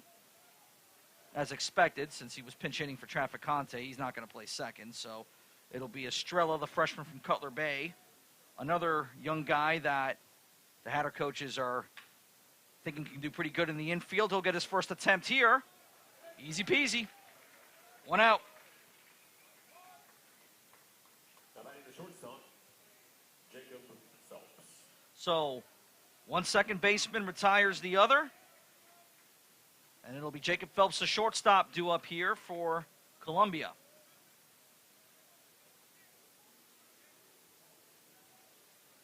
Phelps is 0 for 2 this evening, grounding out in the 4th, Cade in the 6th. He was plunked in the 2nd. And he waves through that one, 0-1.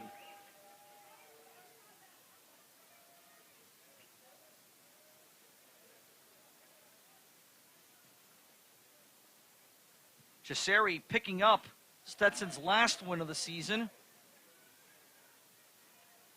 Going 2 innings with 1 walk and 2 punch-outs in the 6-4 win over Manhattan. Coming in to put out a fire that was initially started by Chris Gonzalez and then Seth Klaber. Both of them struggling in their season debuts out of the pen. Gathered up. No, Kyle Ball with a second error of the night. Muffed. That turf burner was actually not really going that fast, though. Regardless, that is Stetson's 3rd E of the night. And Ball's 2nd.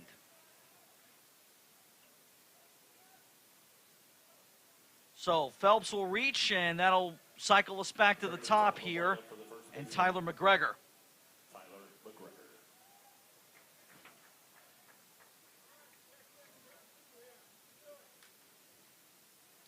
One out on the board here. McGregor lays off. Only 2 lefties in the lineup card for the Lions tonight. McGregor's one of them. Hayden Schott, the right fielder, the other.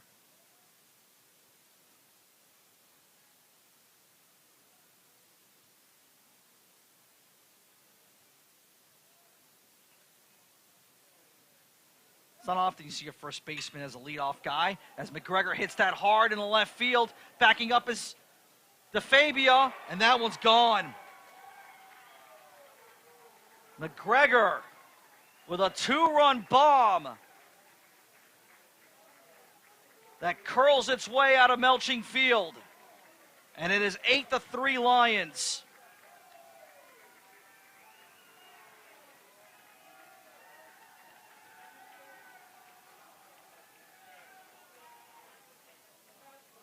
Now batting designated hitter, Andy Blake.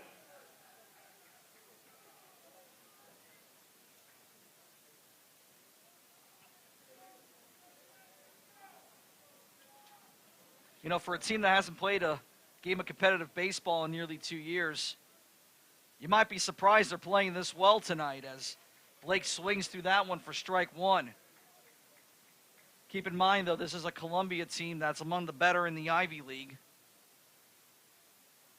A team that they're used to being in regionals, although it's been a minute for them. As that was hit hard by Blake in the left field. Could he have his second homer of the night? No. DeFabia in front of the Dream Ride banner for out number 2, but man, Blake gave it a ride. Now batting the catcher, Weston Everly. Both of Columbia's homers this evening have been to left field. Blake in the first, and then, of course, McGregor's two-run bomb earlier this frame. Weston Eberle will step in. He had an RBI triple his last time up, his only hit of the night. As Chisari delivers at the feet of Eberle, 1-0.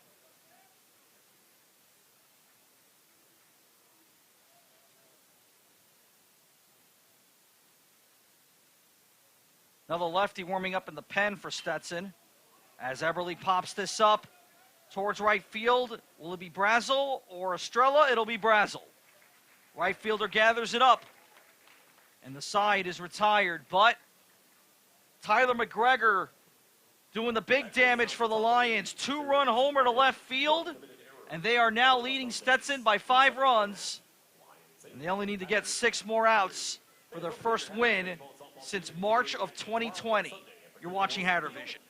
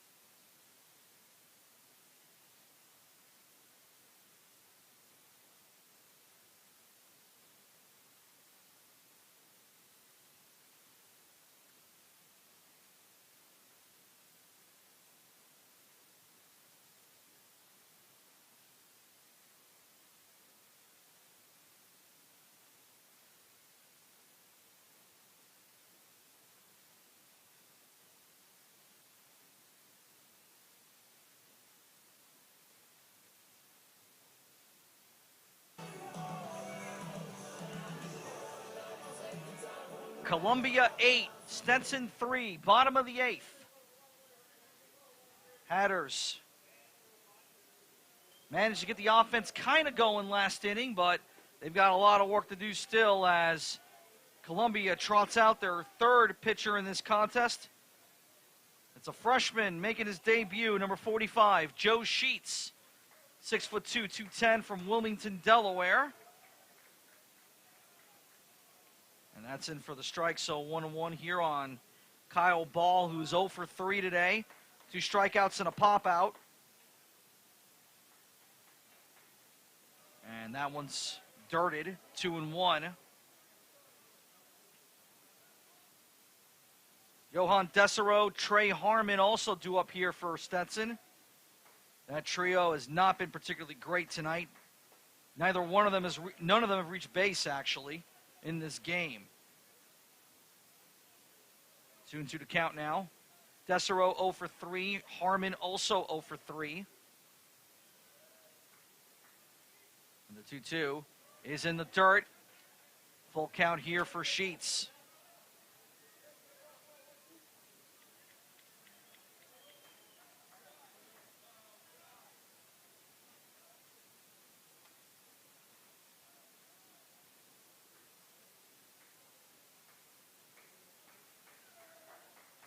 Sheets delivers, and ball will fist that right into the Stetson dugout.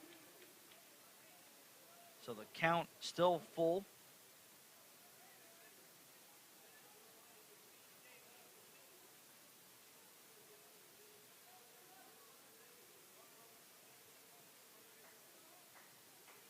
Here's your payoff again, and ball again fouls this off. Over the first base stands.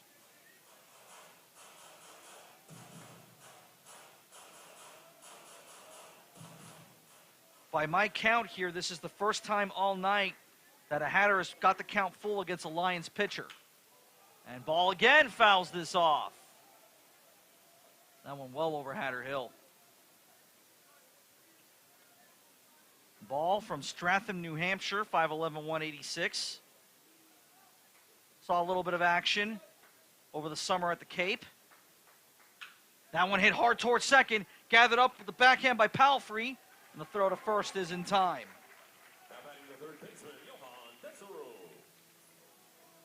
And now here comes the freshman Johan Desero. Hatters with only 5 outs left here. And they got to make up 5 runs if they want to win this. Columbia has never beaten Stetson on the diamond. Sheets firing outside, 1-0. They've only played 7 times. Stetson's won every single one of them. All the games have been in DeLand. The 1-0, and Sheets misses high, 2-0. Most of the games have been blowouts. Only 2 of those 7, actually, saw Stetson win by 2 runs or less, including the last time they played in 2011.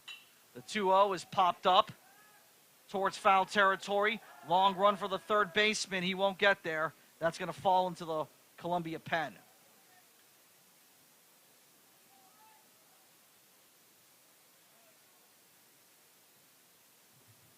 This is the first time that both teams have played a game that's not in the month of March.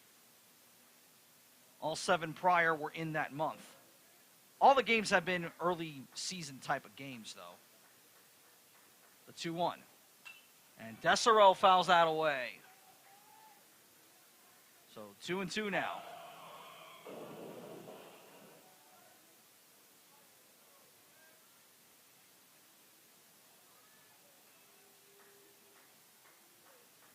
Both teams playing their first game in 1973.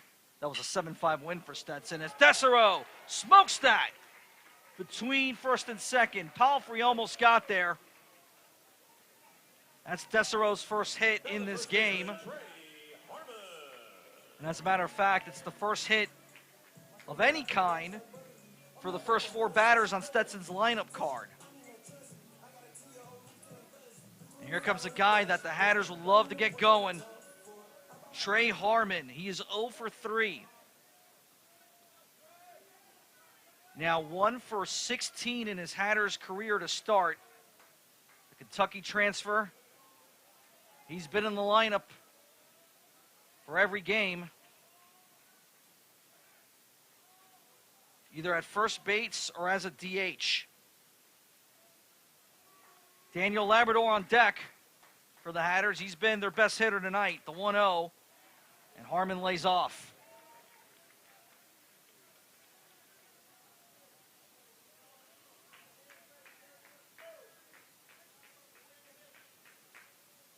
Desero with a short lead at first. McGregor holding him on.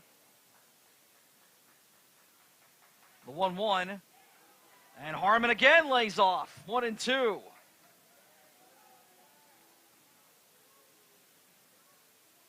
Harmon has K'd twice tonight. Looking in the second, swinging in the 6th.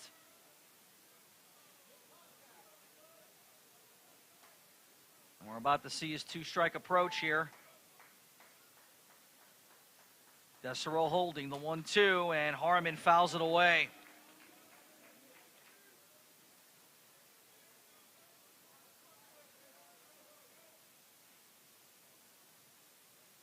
Harmon saw action in 48 games in his 3 years with the Wildcats of Kentucky. 274 batting average for them. Also had 6 homers and 22 RBI in his Kentucky career. The 1-2 is fouled to the backstop netting again. Harmon was considered a top prospect in high school. Actually, among the top 10 first basemen in the USA, according to Perfect Game and the Prep Baseball Report.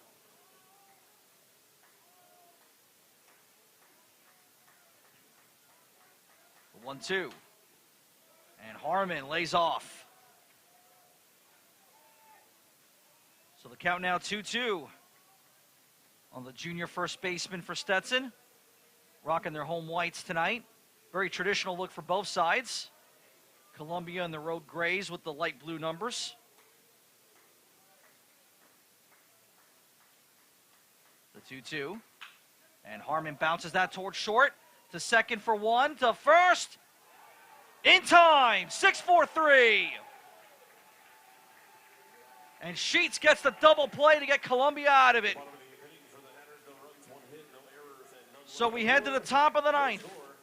Columbia looking to add to their lead before Stetson makes its final stand in the bottom. You're watching Hatter Vision.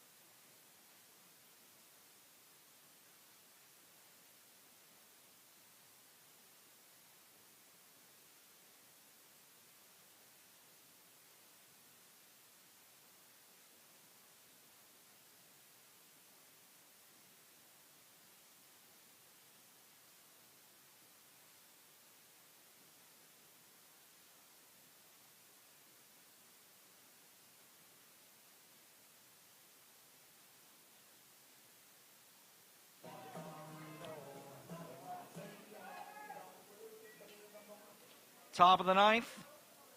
Hatters trailing 8-3.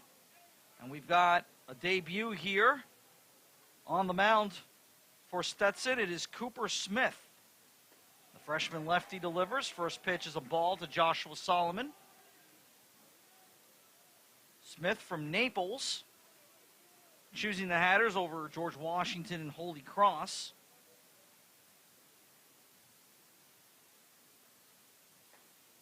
And he delivers the strike there to Solomon, 1-1. Of course, if you knew his family background, you probably wouldn't be surprised to hear that part. He is very much a Stetson legacy. His dad, Jeff, a standout catcher in his time with the Hatters.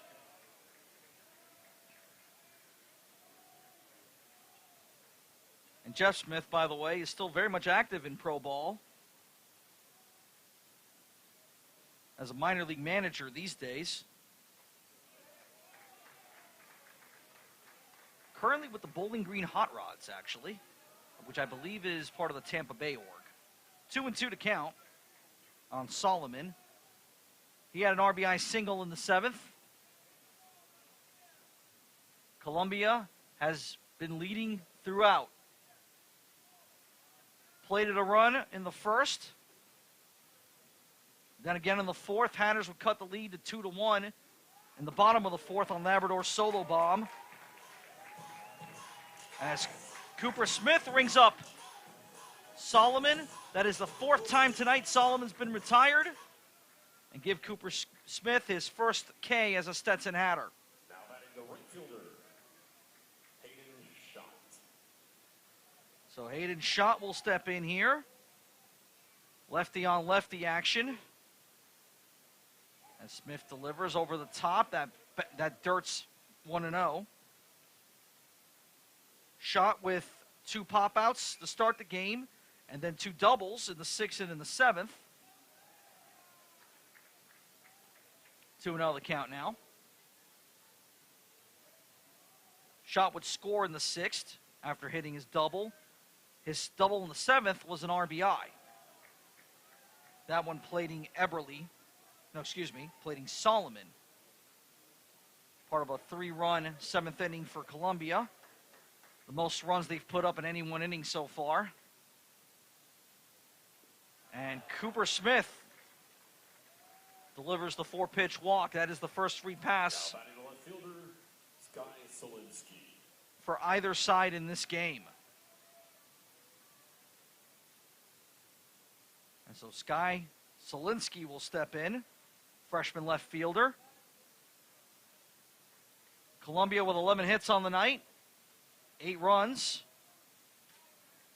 Looking very good for their first win since March of 2020.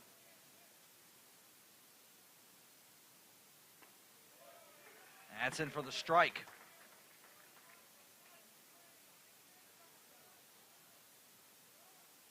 Been kind of a tough night for the Ivy. They've taken some pretty big losses.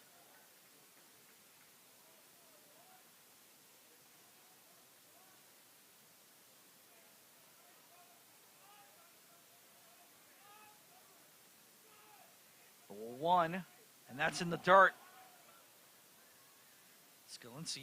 Solinsky almost bailing out of that one before it came to the plate. Penn getting the 2-1 win over Texas A&M, but Princeton, Dartmouth, Cornell all taking losses tonight. Cornell and Dartmouth being blown out respectively by Virginia and Louisville. The 1-1. And Solinsky swings through that one.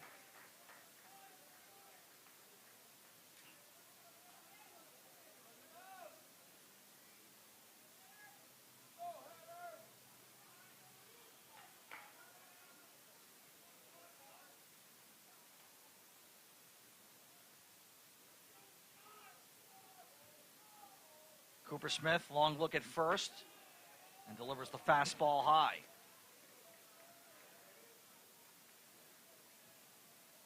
So the count now 2-2 on Solinsky. Also mention some scores in the ASUN when we get a shot here. North Alabama getting the win over Cincinnati, 5-2 final. And Solinsky fouls that away. Liberty 8-1 winners over Winthrop. Kennesaw beating Fairfield 6-5. Eastern Kentucky beating Ohio 4-3.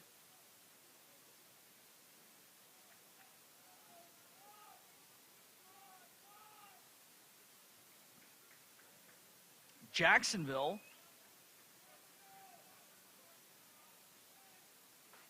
I know they were leading Troy late in that one, 6-3 top 9. So the Dolphins may have scored a win.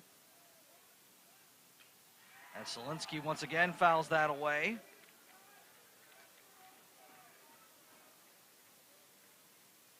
And actually that is final. So Jacksonville does beat Troy 3-6. Or 6-3, I should say.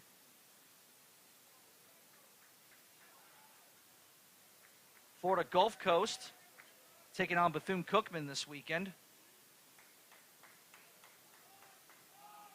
Jacksonville State and Southern Miss also squaring off. The 2-2. And Selensky giving Cooper Smith quite the battle.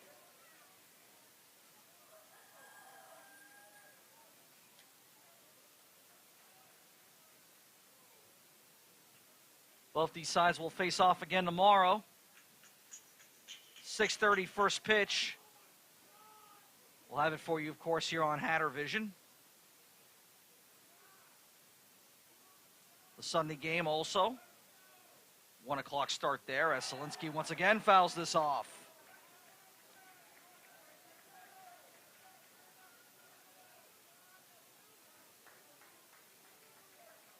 Matter of fact, most of the home contests coming up in March will be Hatter Vision broadcasts. We are going to have some ESPN Plus games. The first conference series of the year for the Hatters actually will be on ESPN Plus. That'll be Gulf Coast, right here at Melching. Cooper Smith with a long look at first. Runner going. That's a strike 3 to throw to second. Strike him out, throw him out. Stetson gets their first double play of the night. And man, did Cooper Smith earn it. Sky Selensky really made him work for it. But it's a 1-2-3 at the end of the day, albeit a little bit unconventional as we head to the bottom of the ninth. The Hatters have to find 5 runs, or Columbia's going to score their first win against Stetson ever on the diamond. You're watching Hatter Vision.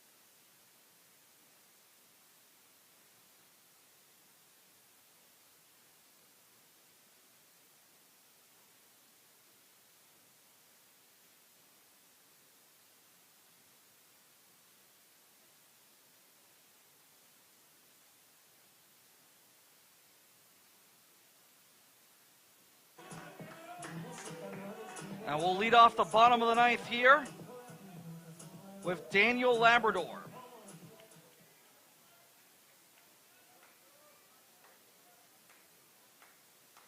Lions 8, Hatters 3. As Joe Sheets will try to close the door here for Columbia. Thanks for joining us on Hatter Vision via YouTube. Hassan Bendion, Christopher Yacinth taking over the camera and producer duties tonight. And that one's popped out of play. The count now 0-2 on Labrador. Shout out to our normal camera guy, Charlie Franklin, who is stepping away from behind the lens this weekend. He's at a wedding. His granddaughter getting hitched. Congratulations. Sure you're having a lot of fun over there, Charlie. The 0-2. And that hit in the left field. Not very deep, though. And it's going to be Solomon ranging from center to make the grab. 1 out. Now batting the right fielder, Dylan Brazel. And Dylan Brazel will get his first hacks of the night. Brazel coming in as a pinch runner in the 7th for Jake Bullard after he stroked his pinch hit double. Brazel not a guy who normally steps to the plate very much for Stetson. When he's in the game, it's usually either as a pinch runner or a defensive sub. 1-0, and Brazel lays off. But Brazel is a guy that the Hatter coaches believe could develop into prototypical leadoff hitter, if you will. Certainly has the speed for it. The 1-1, and Brazel swings through it. It's really more about getting on base consistently with Dylan, by the hit or otherwise. He's looking at a 1-2 count here. And Sheets sends Brazel to the bench. 2 outs. And the designated hitter, Juan Correa. And the final hope is in the form of designated hitter Juan Correa for Stetson. This Columbia baseball team, like many of the Ivy League teams, maybe the hardest hit by COVID, essentially haven't played baseball competitively in 2 years. Their 2020 season, like everyone's, ended early because of the pandemic. None of the Ivies played in 2021. 719 days since they last stepped onto the diamond in a competitive game. Talking to Coach Brett Beretti before the game, he said that obviously an unusual situation, but he was doing his best to try to keep things normal for his team. In his words, actually, he said it was normal. Well, Columbia certainly hasn't shown any of the rust you might expect from a team that hasn't played ball in nearly 2 years. 2-1 count now on Correa, who does have a hit tonight. That came in the 3rd.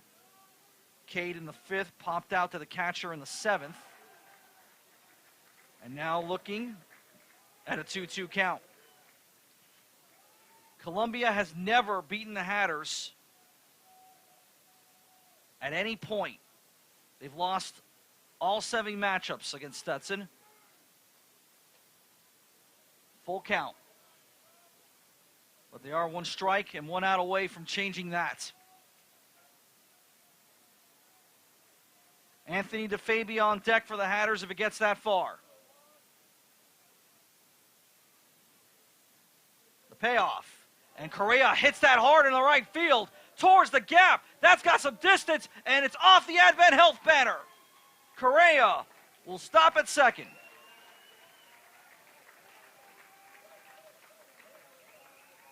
Hard hit double there.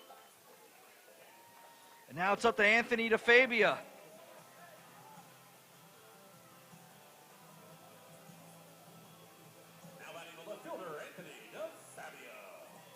DeFabio, by the way, has not been retired tonight. He is actually a homer short of the cycle. Singled in the 3rd, tripled in the 5th, RBI double in the 7th. That's the last time Stetson scored any runs. Matter of fact, that hit in Labrador's solo homer, that's it for Stetson in terms of scoring. Columbia 8, Stetson 3. Bottom of the 9th here, 2 outs. But Juan Correa is on second base for Stetson. DeFabio laying off the first pitch from Sheets, and that's in for a strike.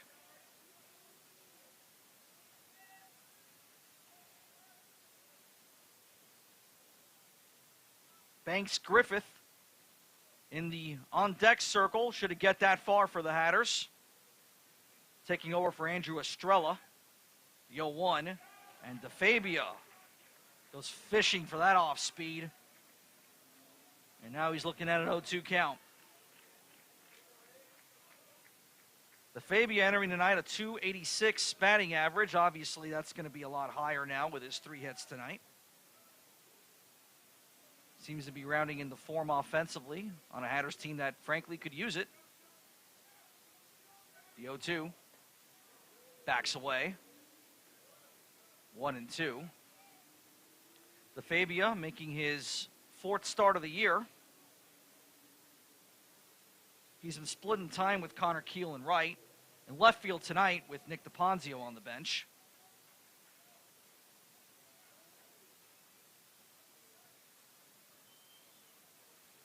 The 1-2 from Sheets. And that's hit hard in the right field. Solomon's there, though. And Columbia, for the first time since March of 2020, are in the win column. Lions get it done. 8-3 winners over Stetson tonight here in Melching Field, in a game that goes just over 2.5 hours. As you hear from the PA guy, giving you the line score. Columbia, 8 runs on 11 hits, no errors, 3, 9, and 3 for Stetson, respectively. Those 3 errors for Stetson, pretty costly ones. Other than the solo homer from Labrador and the 2 RBI double from DeFabia in the 7th, that was all the scoring for Stetson. Columbia jumped out in front early, 1-0. In the first inning, solo bomb from Andy Blake, the designated hitter. Columbia would add another one in the 4th. This guy Skalinski with a double, and he would eventually score on Kyle Ball's airmail throw to first base. Hatters would plate a run in the 4th on Labrador's solo homer. Columbia would add another one in the 6th. Hayden Schott leading off with a double. He'd score on a sac fly. And then the Lions would plate 3 more in the 7th. Tyler McGregor with a triple. Then Weston Eberle driving him in with a triple. Joshua Solomon driving in Eberle with a single. And then Schott driving in Solomon with a double. And really from that point on, it was kind of cruise control for Columbia, even though DeFabia's 2-run double in the 7th made it a little bit closer. Columbia would run out the scoring in the 8th with a 2-run bomb from Tyler McGregor. So that'll do it for us tonight. For my camera guy and producer, Christopher Yacinth, and the rest of us here on Hatter Vision, I'm Assad Bendion. Final score, Lions 8, Hatters 3. Stetson falling to 2-3 on the year. Columbia getting their first win in 2022. We'll do it all again tomorrow, right here in Melching, 6:30 first pitch. Until then, have a good night.